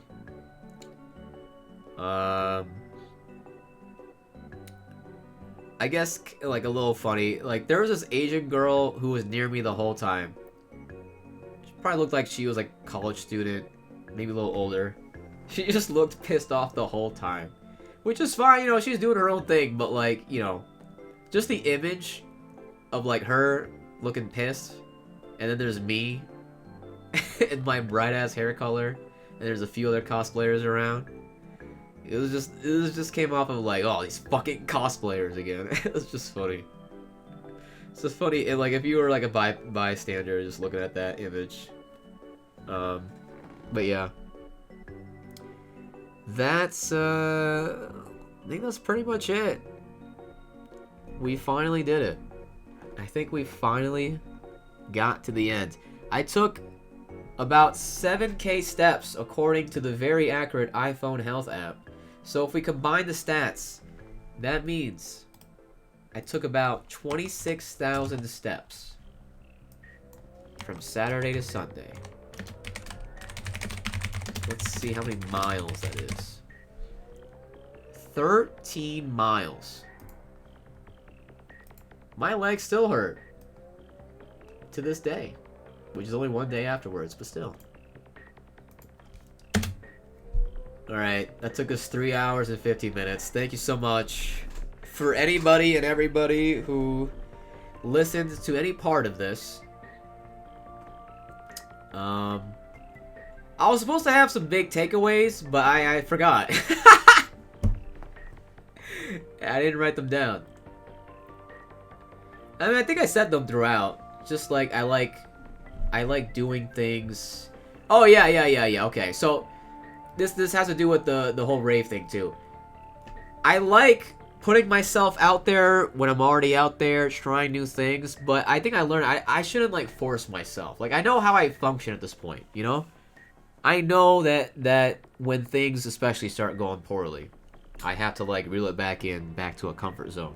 That's just how I am. So I think it's not me realizing it, but it was just, like, a very firm reminder, a very firm, like, confirmation of, like, okay, like, this is how I am. I you know, next year I still want to do, like, new things, but thank you, Glock. I appreciate that. Try my best. I want to do new things. I want to, like legit. I hope it's not gonna happen because that's probably just the venue. But like, if that rave was closer to the venue, oh yeah, sure, right? I would totally be down next year if that was the case. Probably not. Or maybe I'll just actually just try it now that I have better expectations and I won't. Oh, I'll hopefully not get lost and all that stuff. Maybe logistically, I'll have things figured out of like how I get back to the hotel at night, stuff like that.